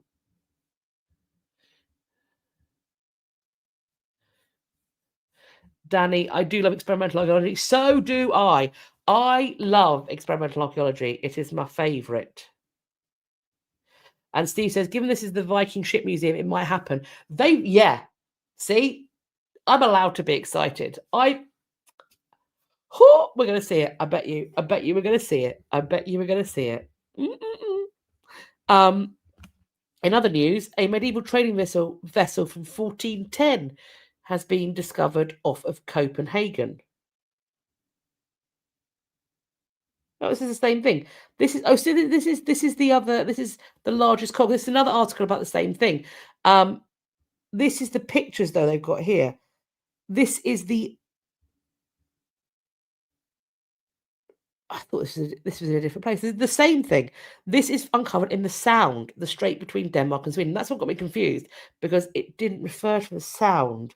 This referred to Sveltgat too, but I'm assuming that is what this is. So I've got another article on this, and this one includes the imagery of these kinds of ships. And if we look up here in the middle one, you can see the seals from Lubeck. You've got these cogs with what looks to be rudders, sails, rigging, etc. And then over on this side, you have got the castles, the fore and the aft castles. This article has further information. One of the key questions remains unanswered. What was this ship, this cog, carrying? So far, no trace of the cargo has been found, only objects associated with the crew or the ship's equipment. So it's likely the hull was uncovered, meaning that any barrels of salt, bundles of cloth, or timber would have floated away when the ship sank. The absence of ballast suggests, however, that the vessel was fully laden with heavy trade goods at the time. So that's really interesting. They've also they found a discovery was a brick-built galley, the earliest example of which has been found in Danish waters. This was the ship's cooking area, where meals were prepared over an open fire. This has got 200 bricks and 15 tiles. They also found near to this bronze cooking pots, ceramic bowls, and the remains of fish and meat. This meant that they could enjoy hot meals whilst they are sailing, rather than relying solely on dried or cold food. They also found tableware, cooking vessels, and hundreds of finely cut sticks that might have been used in the preparation of something called stockfish. This is everyday life at sea that's being displayed. Painted wooden dishes, shoes, combs, rosary beads, galley equipment such as bronze and ceramic pots, all of which is a vivid picture of daily routines and organisation needed to operate such a large vessel. So, in many ways, we are going to, the more we find out about this and the more they kind of put together reconstructing this, particularly if they have this item history, this could be a real living history moment. This could be real experimental archaeology. Sam, brick, wouldn't that be heavy? Yeah, it would be.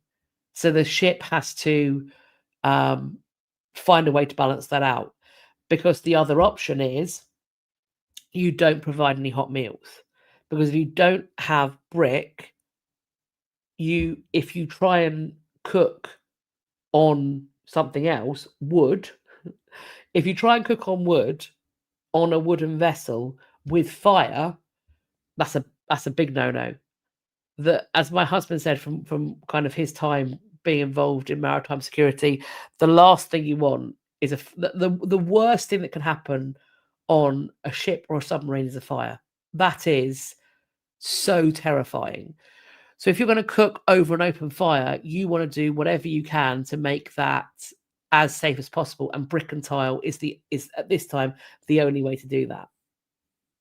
And as Steve points out, it can also act as a ballast. So it's just about balancing the weight out properly. If you want your sailors to have hot food, which clearly that was a priority for them.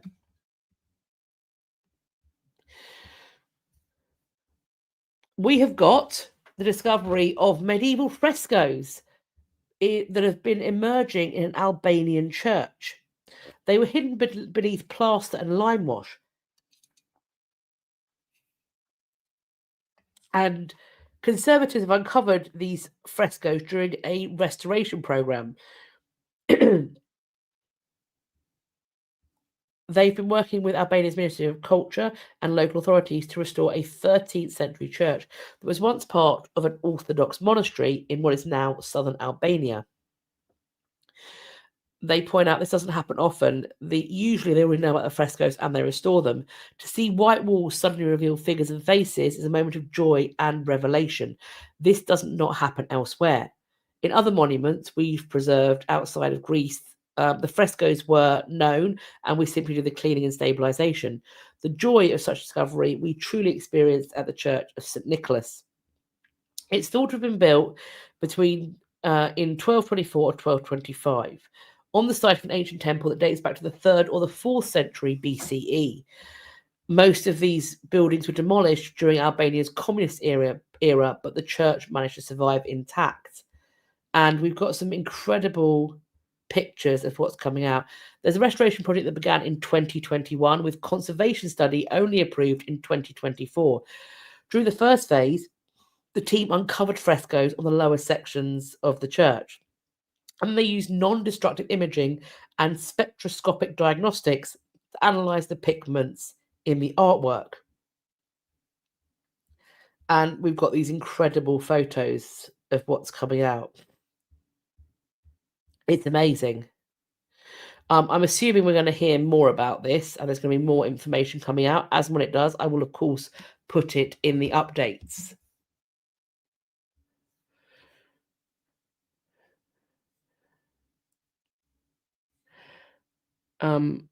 Lorcan points out there is so much inventory. This is about the ship, the not Viking, but kind of Viking, a post-Viking, but Viking-inspired ship. And Lorcan points out, I presume it teaches us so much about shipbuilding from the 1400s. Yeah.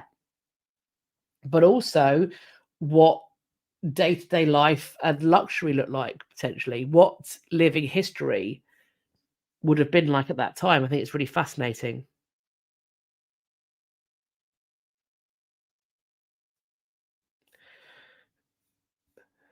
These are incredible images.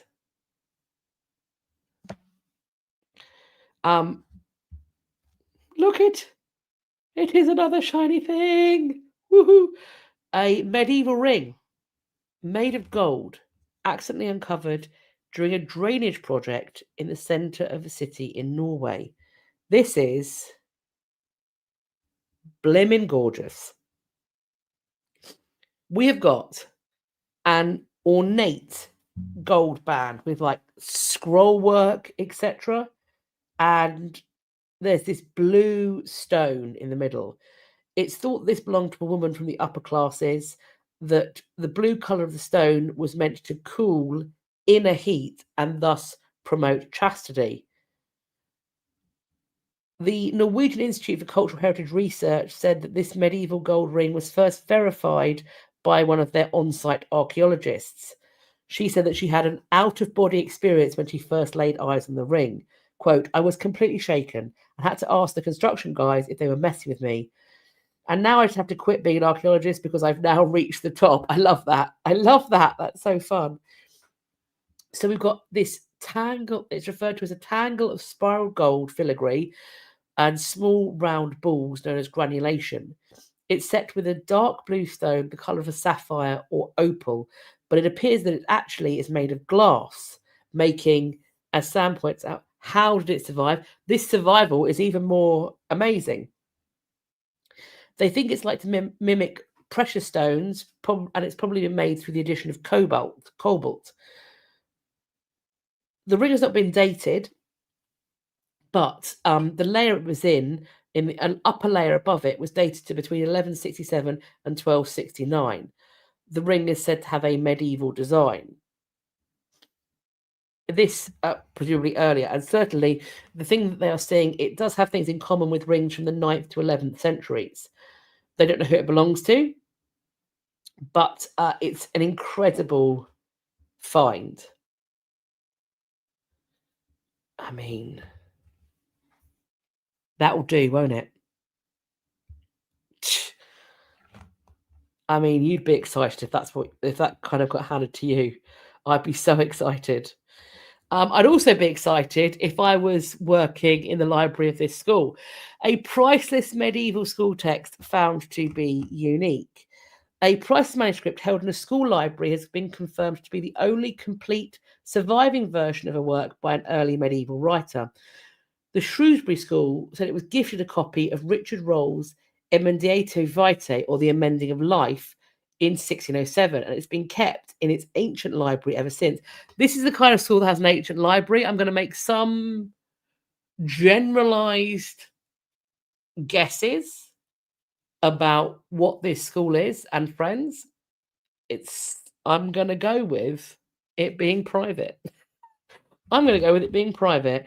There are a few things that lean that way. It's around in 1607 to get this book, and it has its own ancient library. So I'm thinking they probably also play water polo. A specialist in medieval literature called Dr. Timothy Glover said he was the, quote, only person since the Middle Ages to have read the book, knowing it was Roll's original. Roll was one of the most influential authors in the English medieval period, and more than 650 of the manuscripts survive. While working at the University of Cambridge, Glover found that while there were more than 120 abridged versions of his work, the Shrewsbury book was the only one to preserve the full text, as Roll had written it. The university described the manuscript as a priceless text which offered unique insight into how Roll worked, disseminated his writing, and who his initial reader was.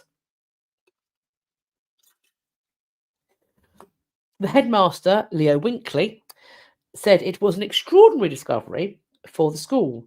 Quote, "We are honoured to be the custodians of the original and only surviving complete version of Richard Roll's Emendato Vitae."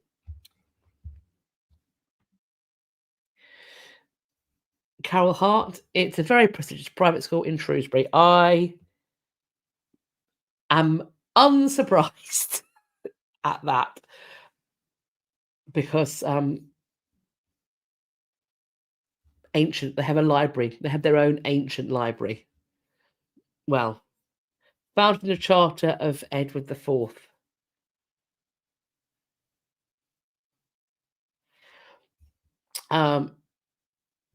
SMYQ, how cool would it be to walk through a medieval library? I bet you could feel the history. Well, I have had the privilege of going in some of the reading rooms at the Bodleian, like Duke Humphrey's library, which is really very old. And yeah, it's incredible. It's incredible to go to those kind of old chain libraries. It really does, it does instill in you a respect for these texts. I think being around handwritten manuscripts and having the incredible privilege of interacting with them, touching them, reading them, sniffing them, whatever, the labor that goes into the creation of a text like that, and a really important reminder of what labor a text deserves and requires, even if it's not going to be a manuscript, even if it's going to be printed, a similar level of love and dedication should go in, which is one of the reasons why so many people are so annoyed by the recent glut of AI-generated novels and books, because you can always tell. People tell me.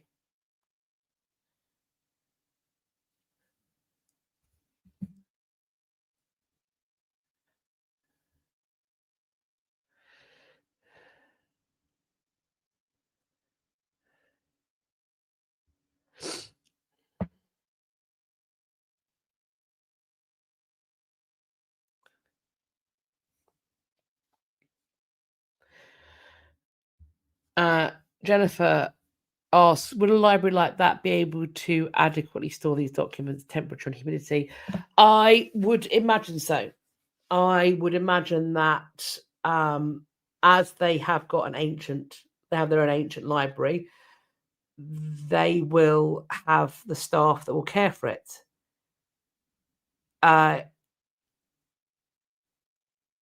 It's what was it? So the first the first public art gallery, it was a donation to a South London school, if I'm correct, in part. So yes, if you have a collection of, if you have a sufficient collection of books like this or texts like this that you have your own ancient library, then you also have the means and the fees to fund and protect them. And I would imagine that if there were any issues, they would quickly hand them over, I think, to someone who could care for them properly and appropriately.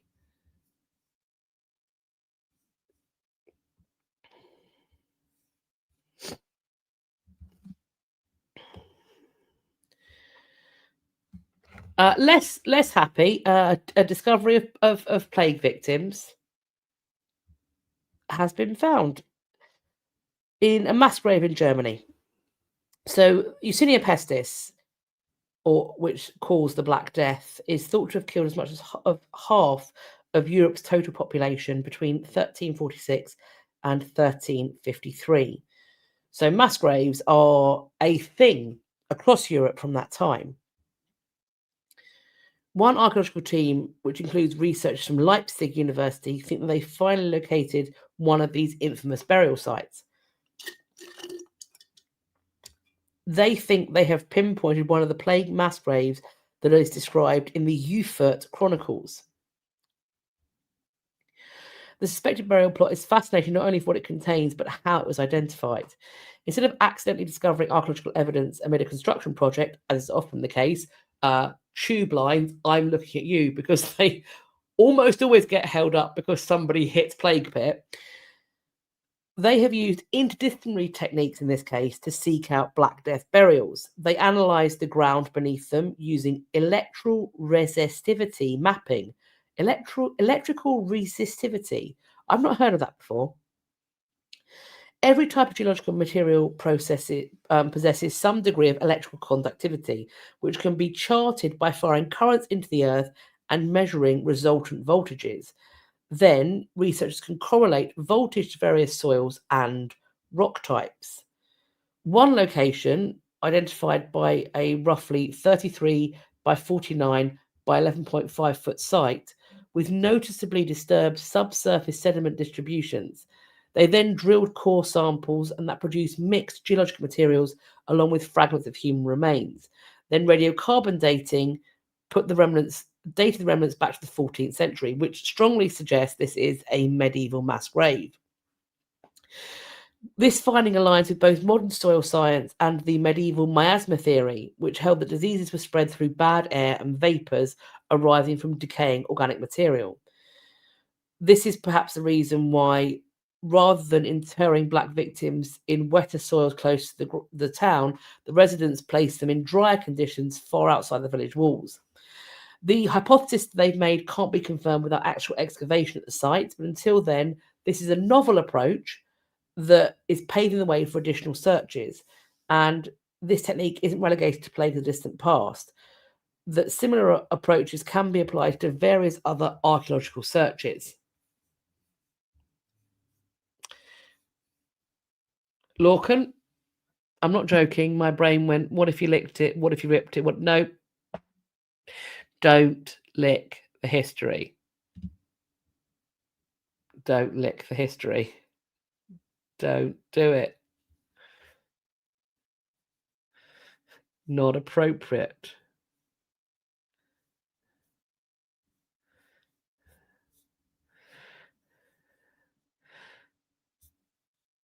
Oh. Hi, Russell. Never caught a live before. Enjoy these monthly events. Thanks for doing them. You're very welcome. I'm glad you managed to make it down. Thank you for coming in.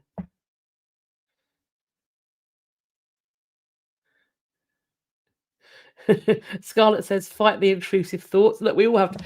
Okay, I was talking about intrusive. I'm going to go off on a little tangent, then I'm going to come back around. I was talking about intrusive thoughts the other day. You know, when you go to one of the old sort of theatres that we have in the West End, I'm not sure if they like it elsewhere, but they have the seating, particularly like in the gods, as we call them, or in the circles. The seating is so raked. It's also like this in the main house at the National. The seating is so raked that it's almost, if you've got any fear of heights, walking to your seat feels deeply collie-wobbly. And I have been up in these where I've been sat right at the edge, so you're like on the barrier. And there's that part of your brain that goes, don't jump over.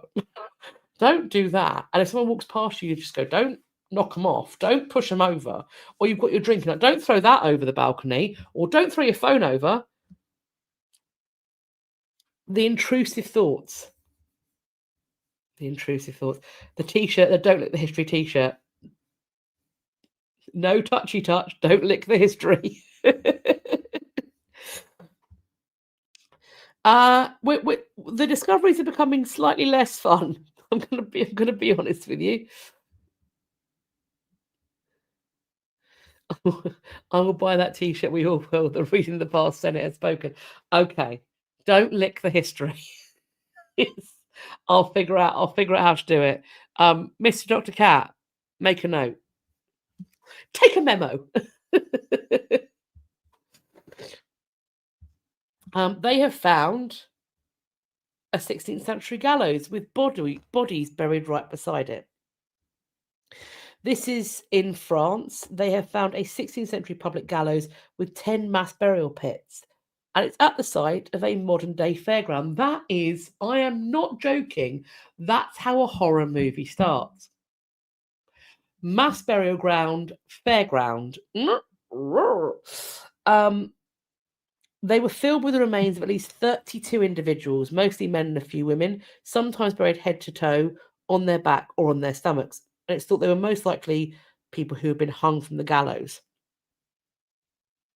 The French National Institute for Preventative Archaeological Research, INRAP, began their excavations in eastern France as part of the redevelopment of a site that had been a military training ground, a location for national celebrations, and a fairground over the course of time. And I bet haunted. At first, archaeologists couldn't work out what to make of the site. They wanted the pits for mass burials for military purposes, the remains of a leper colony, or a graveyard for a local Catholic church. But by investigating the historical construction records, they were able to find the timber-framed gallows from Grenoble's past. Records between 1544 and 1547 show the architecture of the gallows, which had a brick foundation of nearly 27 feet on each side. The gallows were built on a slightly elevated terrace to protect them from flooding. A drainage ditch on the east side helped steer floodwaters, and it's thought they were used into the beginning of the 17th century.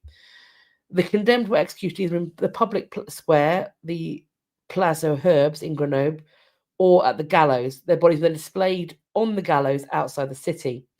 The deceased found in pits during the excavation were all deliberately deprived of a proper burial to extend their punishment during their lifetime into death. The bodies, occasionally in pieces, were degraded by being tossed into pits, sometimes dismembered and piled on others.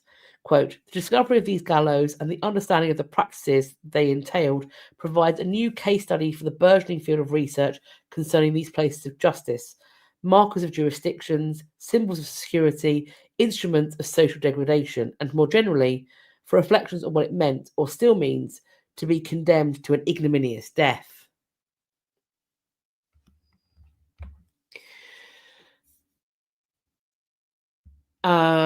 It's still unusual. I think the condemned are often denied burial in consecrated ground. And even when they are buried in consecrated ground, they are usually denied a marked grave. If we think about someone being hung, drawn, and quartered, their remains are quite literally going to be scattered because you are beheaded at the end and your body cut into 4 quarters, and those 4 quarters then taken in different places. Your head's placed on London Bridge. No part of you is being buried unless you can find a way, your family can find a way to convince somebody to let them bring you back together. And I think that is part of it. If they were part of a denomination that thought that at the end of time, the quick and the dead would physically rise up, denying somebody a Christian burial, but also denying somebody to remain whole and intact in death, is about ensuring a second death for their soul because they can't potentially rise again. And I think that's perhaps also the reason why being burnt at the stake, it's fire purifies, but it also means that you perhaps haven't got the remains to rise again if you need to.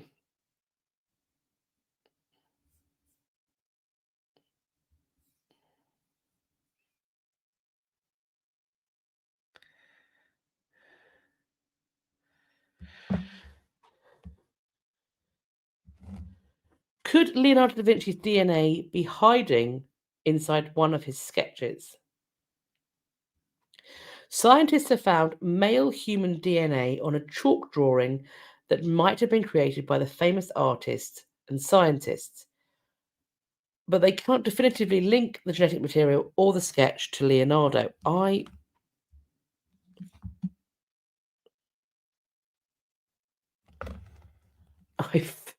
I think my husband has made a Know Your Goth t-shirt. Excellent. We'll talk about that. We'll talk about that later. So over the last decade, there's a group of researchers that have been trying to find Leonardo da Vinci's DNA. They found this DNA on this chalk drawing. They have outlined their findings in a study. The paper is yet to be peer-reviewed. The quest to find this Leonardo da Vinci's DNA is a global multi-institutional effort that was launched in 2016. They are undertaking it in the hopes that it could lead to the authentication of artworks. They're going to do this through genetic material, that they can potentially reveal biological factors that might also have contributed to Leonardo's artistic and scientific genius. There are, of course, many hurdles to Russell. How did the DNA get on the sketch? Did he not get the "don't lick the art" memo? I mean, I am not going to question Leonardo, but maybe he is not obeying the no licky lick rule. Alternatively, of course, he could have sneezed, right? That would have done it. Could have sneezed. Or another suggestion, maybe he was sharpening his sketch material, chalk, and he cut himself with a knife. Could have bled on it.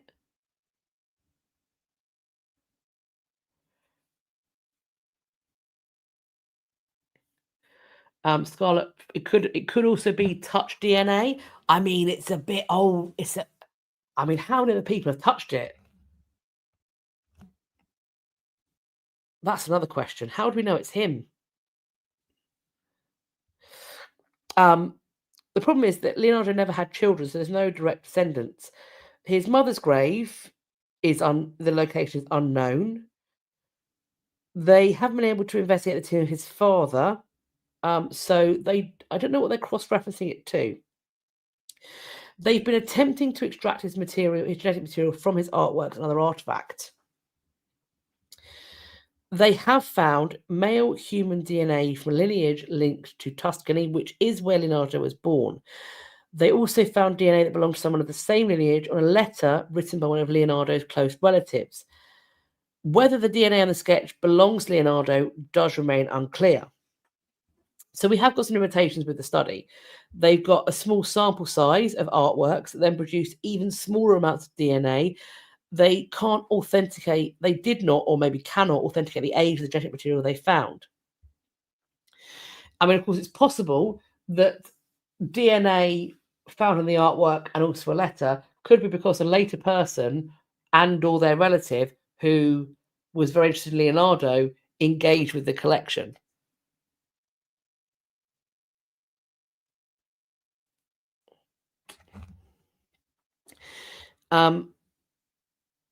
They hope, though, that these findings so far might get other Leonardo owners to let them swab their pieces. They point out that paper is porous and it's very good at trapping biological materials like sweat, skin, and bacteria, all of which contains DNA. It's well known that Leonardo used his fingers along with brushes while painting, so it could be possible to find skin cells mixed with the colours. They are pursuing other leads. They primarily focus on the Y chromosome, chunks of which get passed down virtually unchanged from father to son to grandson and so on, to verify possible fragments of Leonardo's Y chromosome. So that to do that, they're excavating some of the graves of his male relatives and collecting DNA samples. More than a dozen living male relatives they've recently identified. They hope to test multiple artifacts from the Leonardo lineage and combine their findings with those living descendants. And of course, when they do so, not only will they perhaps be able to find the genetic code for genius, but they will, of course, potentially be able to use DNA to authenticate a painting. If they can do it with Leonardo, then presumably they can also do it with other paintings and artworks that are in galleries. It makes it even harder, one would think, to create a forgery if DNA analysis of things is possible. We've got a few more newses. We are hopping forward the centuries. Jim Wilcox, I didn't get a notification about this live. YouTube there's up to shenanigans at the moment. There are shenanigans afoot. I've had lots of people. I can't tell you over the last 2 or 3 months how many times I've put up a Friday video and I've had somebody comment, "Oh my goodness, I haven't seen you for months. Are you all right? I've missed you. I'm glad you're back." And I've replied going, "I've been here every Friday. You've got a load of back catalogue to check out." And people are completely unaware that I've been around. So I don't know quite what the game is.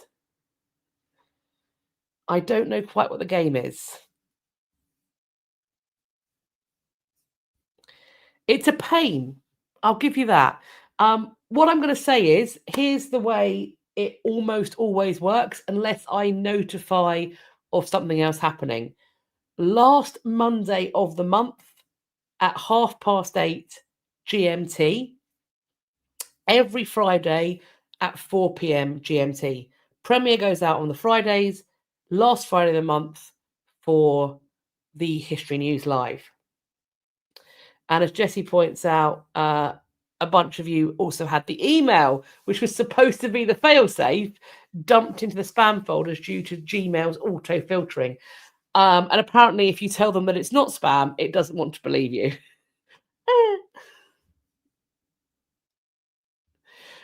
Jamie's working on a joke based on Da Vinci's DNA impregnating the egg tempera. Let us know. I feel like it's going to be a good one.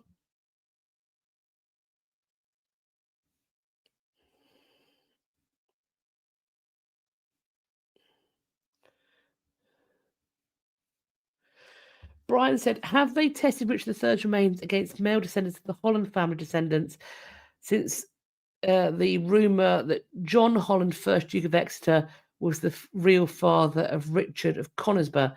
I can't remember what lines they've looked at. There are some contemporary descendants that have been. So the year after the first round of DNA testing, they did DNA test from another bloodline, and that's when they. But I'm not sure if it's this person. I can't remember. Good question. Hopping forward to 1807, a new book called Crown of Silence that is written by Brooke Newman has found and has written in her book that the British Crown was the largest buyer of enslaved people by the year 1807. The British Crown and the Navy expanded and protected the trade in enslaved African people for hundreds of years. And this is based upon unprecedented research into the monarchy's historical ties to slavery. The book, The Crown's Silence, by Brooke Newman, follows The Guardian's 2023 Cost of the Crown report, which explored the British monarchy's hidden ties to the transatlantic slavery. Her book reveals that by 1807, when Britain abolished the slave trade in its empire, the British Crown had become the world's largest buyer of enslaved people, buying 13,000 men for the army for £900,000. Buckingham Palace does not comment on books, but a source said King Charles, who has previously spoken of, quote, personal sorrow at the suffering caused by slavery, took the matter profoundly seriously. That's another quote. Newman started working on the book 10 years ago, having found secret correspondence that detailed George IV's fears of an uprising like the Haitian Revolution happening in Jamaica. She made this discovery while researching an earlier work about the Caribbean island, which was a British colony for more than 300 years. Newman, who is an associate professor at Virginia Commonwealth University in the US, researched royal archives and manuscripts relating to the Royal Navy, colonial officers, government officials, the Royal African Company, and the South Sea Company for her book, The Crown's Silence. She said, quote, "The Crown used to trumpet their connections to the transatlantic slave trade. They put the royal brand on this practice, literally on people's bodies." In the 18th and 19th century, formerly enslaved people like Oladua Equiano, Mary Prince, and Ottabo Koronjo were directly appealing to the monarchy, sending books that they've written, sending them letters, and petitioning them in newspapers. And the monarchy is doing nothing. It's only when you have activism on the part of people like the Black abolitionists, Sons of Africa, that things start to really change in the 19th century. One of the key revelations is that the Crown owns thousands of enslaved people in the Caribbean up until 1831. Even when George IV is essentially overseeing the Royal Navy's suppression of the transatlantic slave trade, he is still technically profiting from the labour and sale of enslaved people. This is something the government are aware of and are concerned about how it looks. Newman says the enslaved people owned by the Crown included workers on plantations that had been forfeited after revolts, or planters dying without heirs, and people purchased in the King's name to work at royal dockyards and naval installations, in a process that began in Jamaica under George II. She added, quote, "White people sent to work on the island were succumbing to tropical fevers, and they decide we need to purchase enslaved men and boys we can train as skilled labourers who will be owned by the king, as shipwrights, as carpenters, as caulkers, servicing Royal Navy ships. Once they decide this is a cost-saving measure for the monarchy, they start replicating it elsewhere." The book details how, after abolition, Africans liberated from slaver ships by Royal Navy patrols were coerced into apprenticeships or conscripted into British military service. Slavery exploded as an industry in the 18th century after the Royal African Company, which was founded by the Stuart monarchy, lost its monopoly, fueling the expansion of English cities such as Liverpool and Bristol, Britain's insurance and finance sectors, and the United States. By the 18th century, the British monarchy don't need to be involved in these more minor behind-the-scenes ways. It becomes about defending the empire itself in major imperial conflicts like the 7 Years' War and the American Revolution. George II and George III start thinking about enslaved men as pawns in this imperial chess game. Even after the abolition of the slave trade, liberated Africans are forcibly conscripted into the West India regiments and a royal forces station in West Africa. Things are really not better, regardless of whether you're owned by the monarchy or not. They want it to be better because it should be, if you're going to have the king as your nominal master, but that's not the way things played out on the ground. So, The Crown's Silence, The Hidden History of Slavery and the British Monarchy by Brooke Newman is going to be published on the 29th of January. 3 days to go.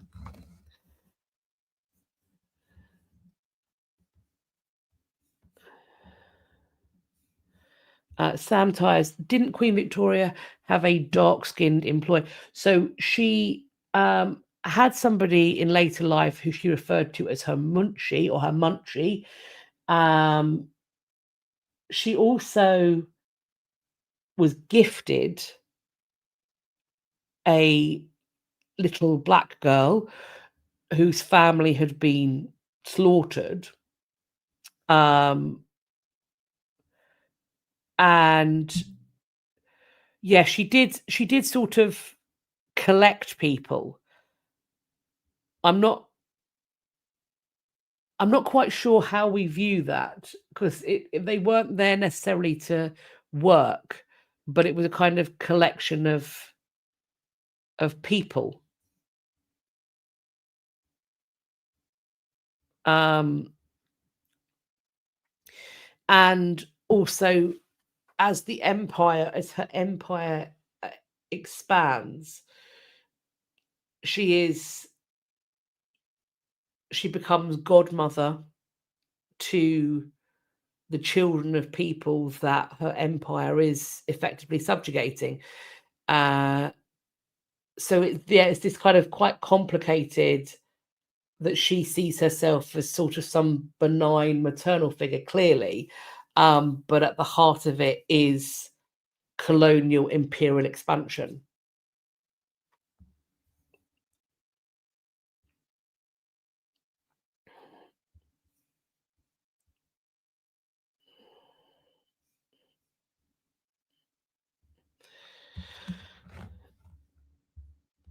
More than 60 Matisse artworks have been donated to the Musée des Arts Modernes in Paris. These have been donated. It's paintings, drawings, etchings, lithographs, and a sculpture, and they feature the painter's daughter Marguerite. It has been made by Barbara Dauphine Duchert, who is the wife of Matisse's grandson, Claude. The grandson died in 2011.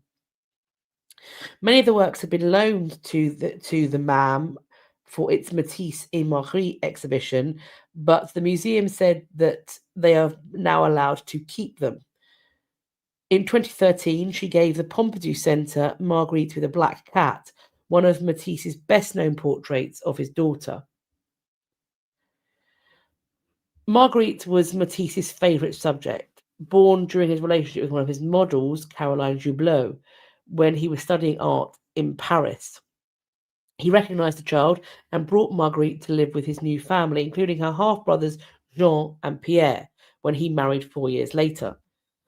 When Marguerite was 6, she contracted diphtheria and had to have an emergency tracheotomy. So for years, she would disguise the scar with high-necked blouses and ribbons, which the portraits show, until she underwent an operation to repair it when she was 26. So she had fragile health, but despite this, during the Second World War, she joined the French resistance, and she ended up being tortured by the Gestapo, being threatened with deportation, and risked being sent to a concentration camp. We hear that Matisse preferred to keep his art in the family rather than sell it. So making this donation is particularly significant. These 61 pieces will join 20 artworks by Matisse already held by the museum. They said, quote, "The extraordinary generous gesture testifies to Madame Duhit's deep commitment and confidence in the museum, which effectively becomes Marguerite's new home for the decades and centuries to come."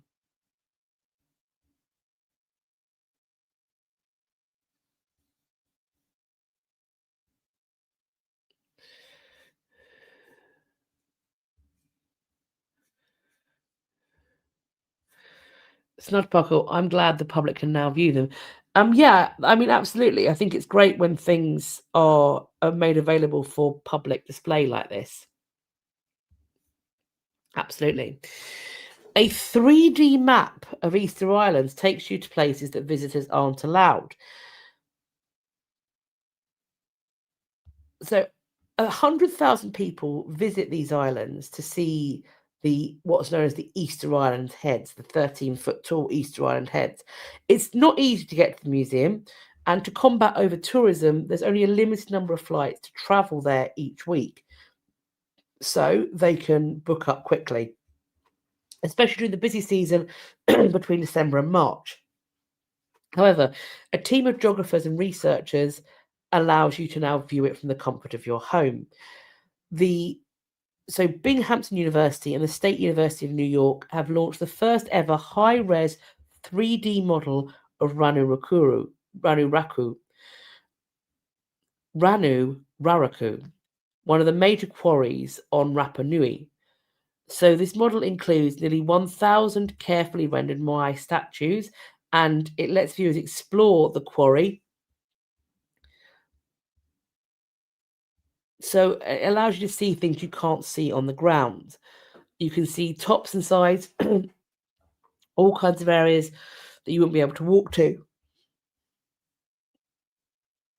It's also hoped that as well as this 3D replica, it can help more people experience the island. Quote, we're documenting something that really needs to be documented, but in a way that's really comprehensive and shareable. The quarry is like the archaeological Disneyland, and now you can visit it from the comfort of your home. So if you go to 27 in the description box and click on this, there are clicky links that should take you to that 3D map. An auction happened. Again, I didn't manage to find, this has already happened. I haven't managed to find what these items went for. Queen Fabiola of Belgium, her jewellery has gone on sale. So we have got this amazing emerald ring with diamonds. This was the gift that the king gave to his future wife, who he married on December 15th, 1960. It's an 18-carat gold yellow ring with a central mixed oval cut emerald, which weighs in an estimate of 13.36 carats. It's mounted in prongs, flanked by 2 trillion cut diamonds with an approximate weight of 2.1 carats. The auction house set the starting price of €19,800. That's roughly $23,100 to $23,230 as their bidding. The origins of the ring before it's worn by Fabiola are unknown. And it's part of a sale, a lot, that's going to connect with another group of jewels that belong to Fabiola of Belgium. It went onto the hammer on 3 days ago, so on January 23rd. And I can't find what they went for. I went to the auction house and I couldn't find it. This includes her aquamarine demi parure. I'm not sure if I pronounced that right. This is a set that was worn on numerous occasions. So there's a necklace made of platinum with a geometric structure of open links decorated with brilliant cut diamonds. That's what we can see in that box there. It's brilliant cut diamonds and Dutch cuts and 8/8 cuts. 8/8 cuts. It's a convertible design that can be paired with a natural briolette cut aquamarine pendant weighing 120 carats. Added to these pieces in the same sale are a pair of long earrings in yellow, gold, and platinum, decorated with onyx cabochons, diamonds, pentagonal cut sapphires, and briolette cut aquamarines with an approximate total weight of 24 carats.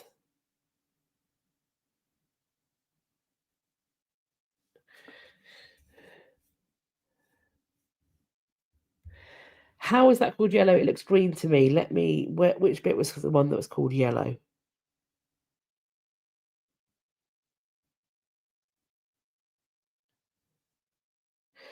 Long earrings in yellow, gold, and platinum. So I think on the earrings, the stone looks green to me too. Those aquamarines at the bottom, which are a kind of greeny blue. But it's yellow, gold, and platinum are the things, the metal that is holding the stones together.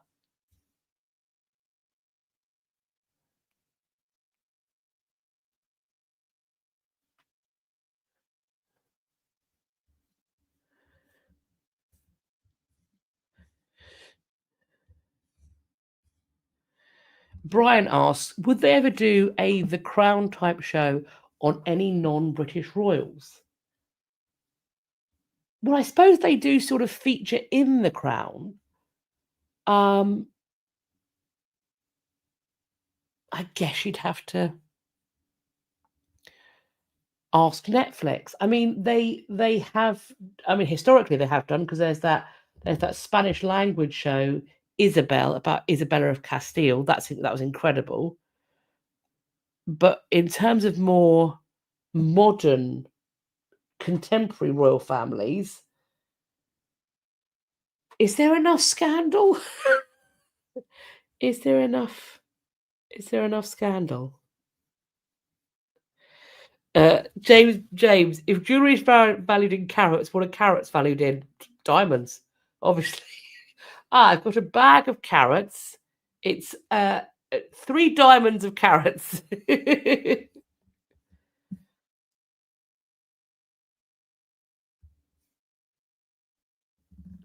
Jules, masterpiece says, what about the Empress of Austria? What date? What date range are we talking there? I think it needs some scandal, doesn't it, for them to want to make it? But yeah, I can definitely see that happening. So that is the last of our new news. Oh, that's it. Yeah, Carol. They're not measured in diamonds, they're measured in rabbits. So we've got 3 rabbits worth of carrots. I like that. 3 rabbits worth of carrots. Excellent. We're hopping into the ding dongs. A man has been arrested in connection with the theft of a sword. My eyes roll so far back I can see my own brainstem. From the historic Joan of Arc statue in Paris. A man's been taken into custody on charges of stealing the sword from this statue in Paris. This took place at around 10 a.m. on the 2nd of January. So either somebody's day drinking quite audaciously, or there's no excuse. There's camera footage that shows an unidentified man approaching the bronze statue. He then violently shakes the horse before scaling the statue, wrenches off the sword. The weapon then breaks into a few pieces. He then swans off with the sword, but doesn't get far. Police stop him a few minutes later, and then they take the damaged weapon. Police have not shown any details about the crime, including the man's potential motive. A waiter at a nearby bistro wondered what the man planned to do with the sword. There has been a vow from city leaders that they will repair, or if necessary, reproduce the statue that was created by French sculptor Paul Dubois in the late 19th century. It belongs to the Musée d'Orsay, but it is on loan to the city of Paris. In terms of, Sam, why steal it? My concern would be that somebody just saw a weapon and thought that will do. I'm sure at some point, if there's an update on what's going on, I will let you know. Russell points out maybe it's a dare. Do you know what? That's potentially the best case scenario. I'm always concerned when, because obviously I've been in various sites where people have been interpreting in historic or period costume, and that has involved the wearing of weapons. And I've always been slightly concerned that it would just take somebody who wasn't in the right frame of mind to disarm somebody, and they would be fully armed.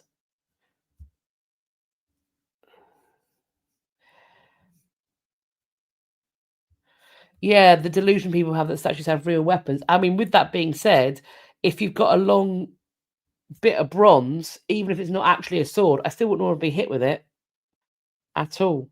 Dawn, back to the topic of the TV shows about royal families. The royal family of Monaco would make a great dynasty drama. They certainly would. They're also probably smart enough to have the rights to their own story.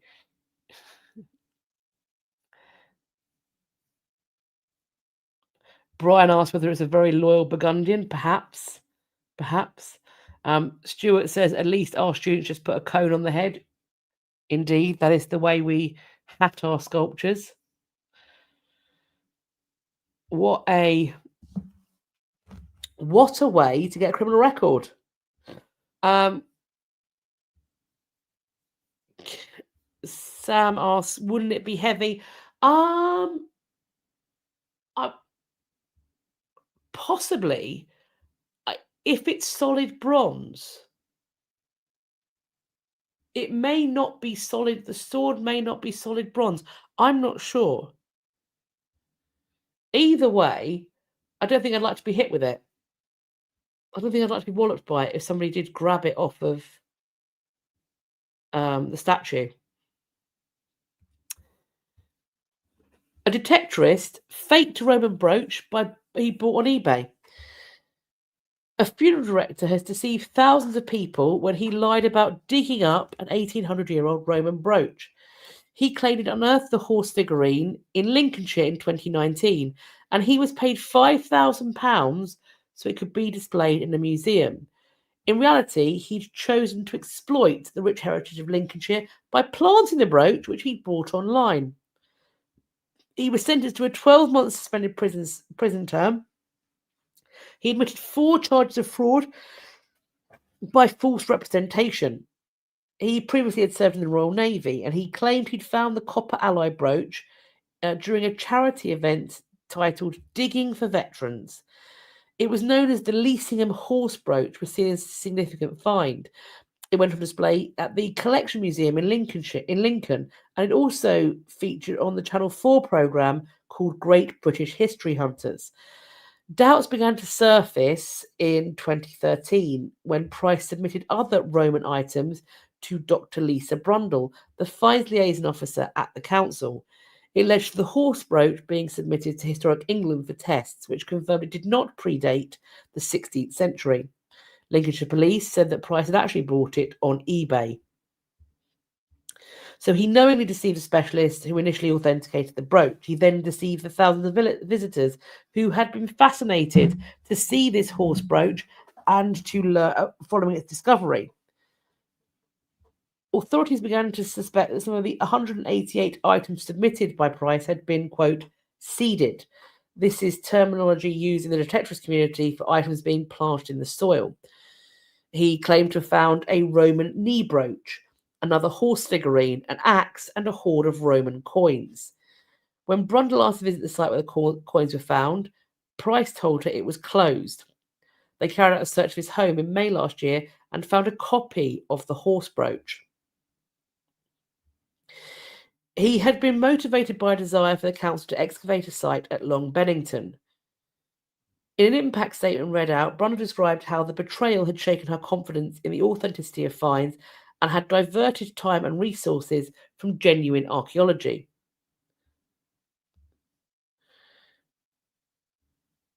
His solicitor said through me he wishes to apologise to the community at large. He no longer has involvement with that hobby. I should hope not. They pointed out there are very few recorded parallels of this find in the entire country. It's a very serious matter that justified a custodial sentence, but he believed that Price was suitable for rehabilitation and was unlikely to reoffend. The suspended jail term of 2 years, he also is given 10 rehabilitation activity days and 150 hours of unpaid work. He was also told to pay £1,000 in court costs and £3,250 in compensation to the county council. Mason said that frauds of this sort were rare due to the rigorous examinations carried out on objects. And last but by no means least, I've put this in Ding Dong because, good God, I don't know what to say. Hundreds of skeletons have been found in the home of a man who looted a historic cemetery.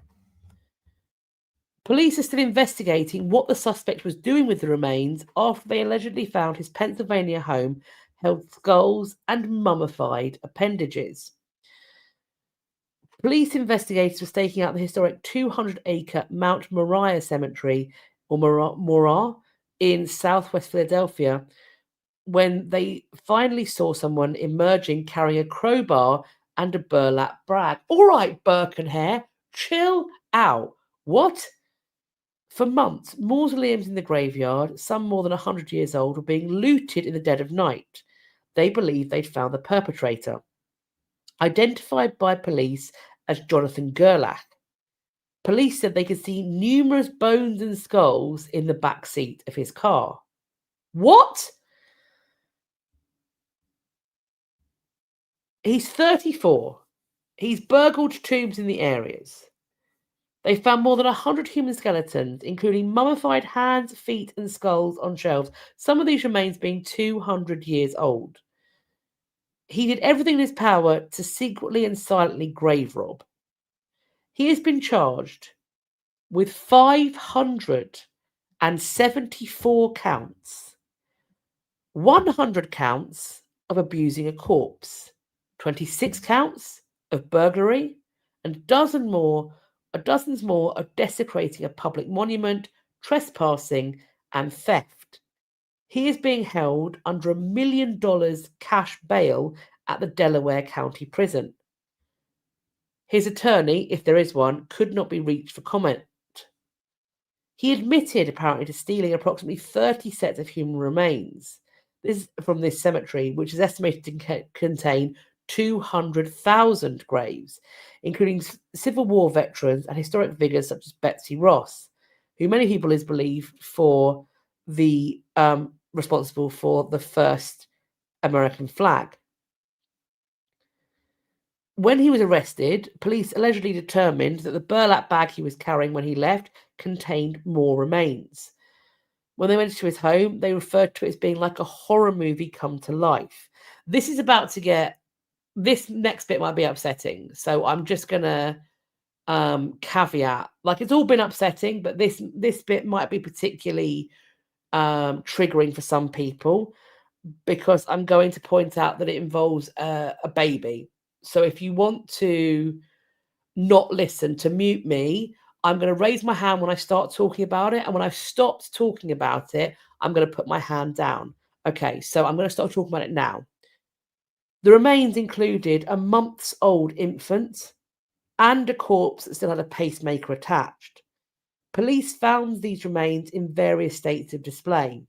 Some were hanging, while others were pieced together, while some were just skulls on a shelf. Right, so I'm done talking about that bit now. They are still trying to determine what he was doing with these remains. Some had apparently been sold online, but the vast majority were in the basement of his home in Elverta, Pennsylvania, which is about 70 miles west of the cemetery he was found robbing. What is this? I am, though, forced to think about, there's that person on TikTok, isn't it, that sells human skeletons. There's somebody on TikTok who gets a lot of flack, rightly, because they claim to be selling donated human skeletons.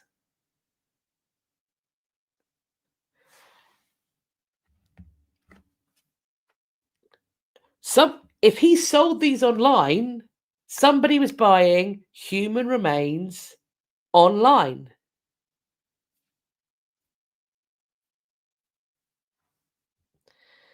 He has to have buyers for this to be happening. Between November and January, he desecrated 26 separate mausoleums and underground burial sites.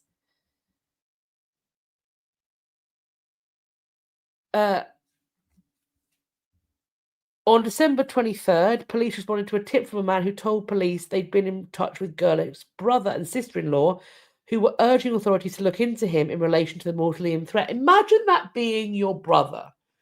You'd be like, yeah, you know, Johnny, he's a bit weird, is our Johnny. And then you go round to your husband's brother's house and you're like, a bit weird, Dave. The man has got human marionettes. What do you mean? A bit weird. Phone the police. The tipster said he knew someone who had seen a partially decomposed corpse hanging in Gerlich's basement, but they were afraid to tell the police. They traced Gerlich's vehicle and cell phone. They found that both were used in the area around the cemetery on the dates of the burglary. They confronted him at the cemetery. He showed investigators how he'd opened the grave with a crowbar. They also found a storage locker allegedly belonging to him. They had a search warrant, and they found 8 more remains, miscellaneous body parts, old jewellery and clothing that he believes was removed from graves. My husband said, I've seen this episode of Criminal Minds, and it spun me out when it was fiction. We all have loved ones that have passed. Rest in peace is rest in peace. And this is definitely something that tears at your heartstrings.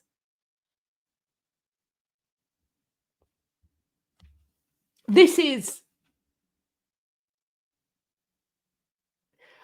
like something straight out of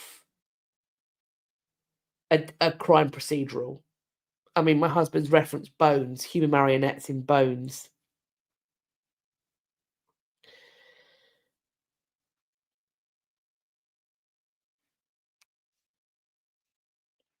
I mean, Ding Dong's not even right. I don't even know. I don't even know. But again, this just reconfirms to me that my position on my feelings about the display of human remains, this just reaffirms that I'm right for that. This reaffirms that it's not necessary, particularly not for public consumption. I am aware that the study of human remains in anatomy, absolutely necessary. It's how we understand our world and our bodies. It's how we treat horrendous diseases, absolutely necessary. Wouldn't disagree with that.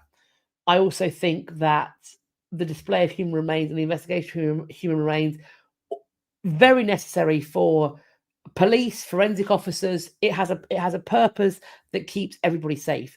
For general curiosity, it's a no from me. It's a no from me. And I also think that if people are selling human skeletons online, I don't care if they are decommissioned medical teaching tools from old medical schools. I don't care. There is no business in that. No business. It's prurient. And it leads to stuff like this, in my opinion. Now, though, let's hop into events and exhibitions, because I've taken us down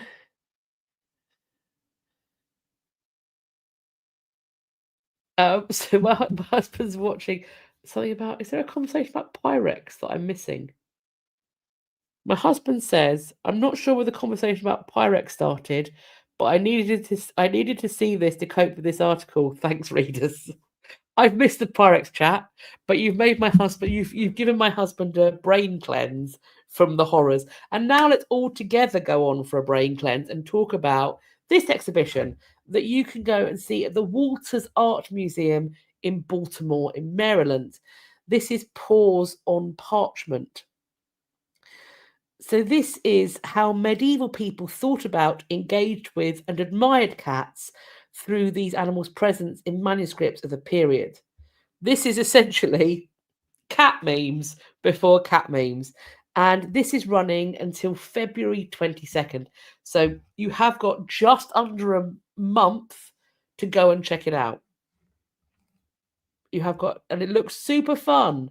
It looks like the sort of thing you'd find in a cool, it'd be cool images for a calendar. Medieval cats calendar. Coming soon.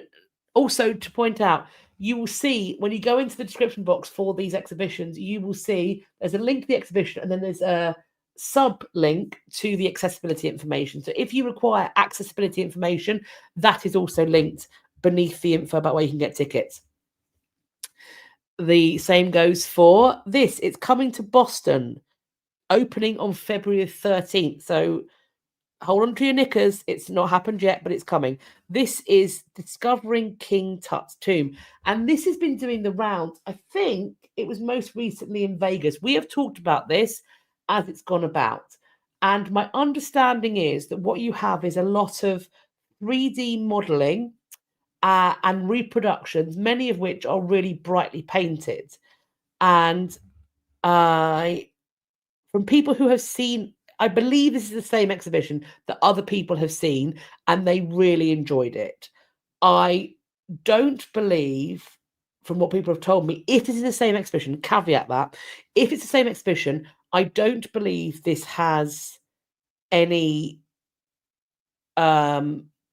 mummies or actual sarcophaguses.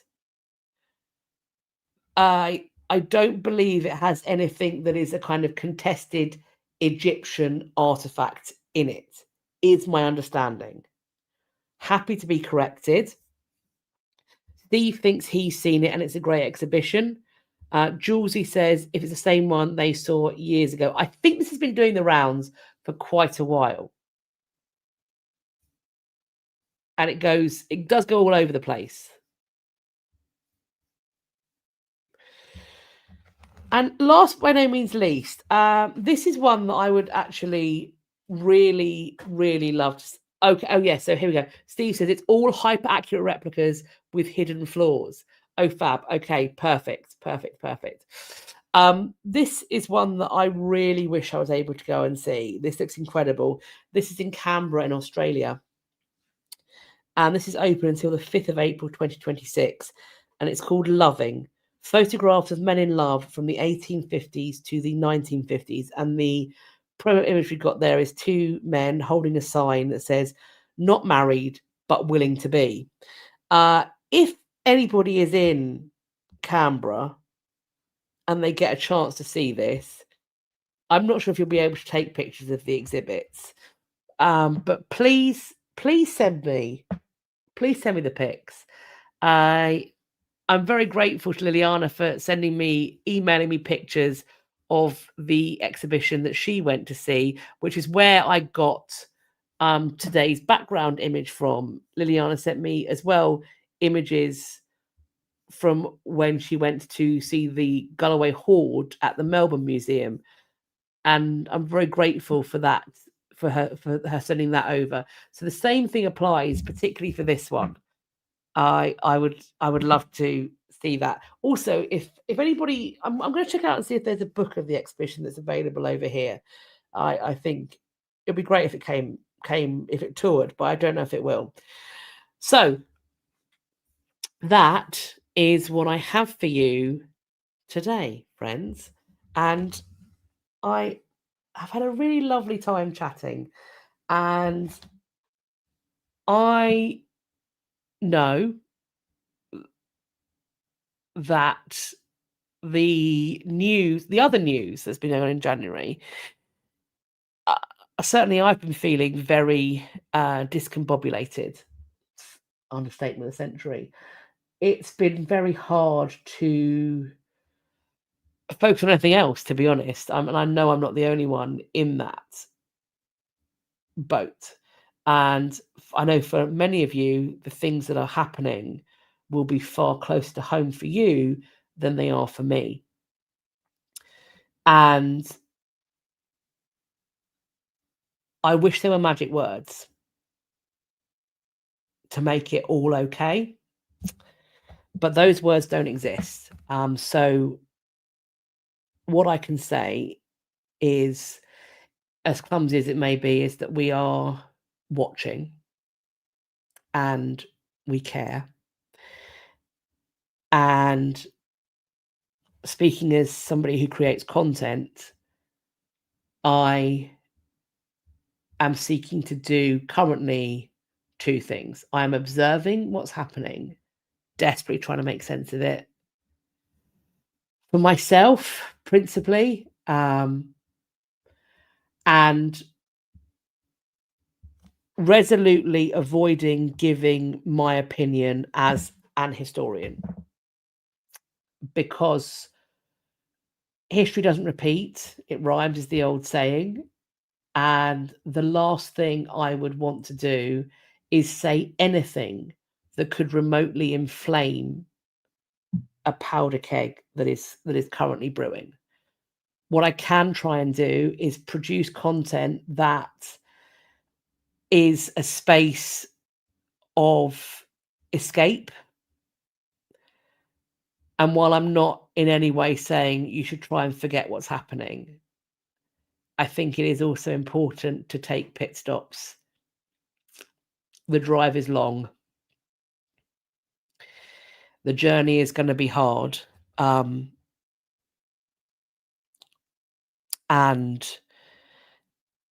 the sickness can spread. So for those of us who are outside looking in, but breathing over our shoulder is a political landscape inspired, be careful. learn from what's being shown. I just want to say that because I'm aware that I haven't been explicit mentioning anything, and I reshare things and I try and amplify things that way, and I've chosen not to, because as I said, I explain why I've chosen not to. I'm definitely going to keep resharing things and trying to amplify important voices, and I'm thinking of you.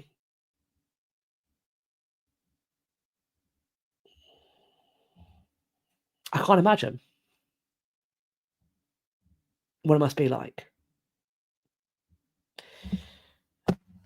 So, hopefully, next month, on the last Friday of the month, we will have more fun together, and perhaps less unprecedented times. It would be good to live. Do you know what? What I hope for your February is that you may live for February in boring times, unremarkable times for your February. I hope that for all of us. And in the meantime, thank you all for spending this time with me. Thank you if you have been watching live. Thank you if you're watching on the playback. And please do comment, share, press all the buttons. Do keep emailing me the history news items so that I can share them with you next month. I love these background pics, and I look forward to seeing you and chatting with you in the premiere on Friday, but also again for next month's History News Live. For now, though, wherever you are, I hope you're going to have a lovely rest of your Monday. If you have any Monday left, I hope you're going to have a great week, that you will all stay safe. And if you're snowed in, warm and well fed. Very best to all of you. And I will speak to you all soon. But for now, from me, it's going to be bye-bye. Take care of yourselves.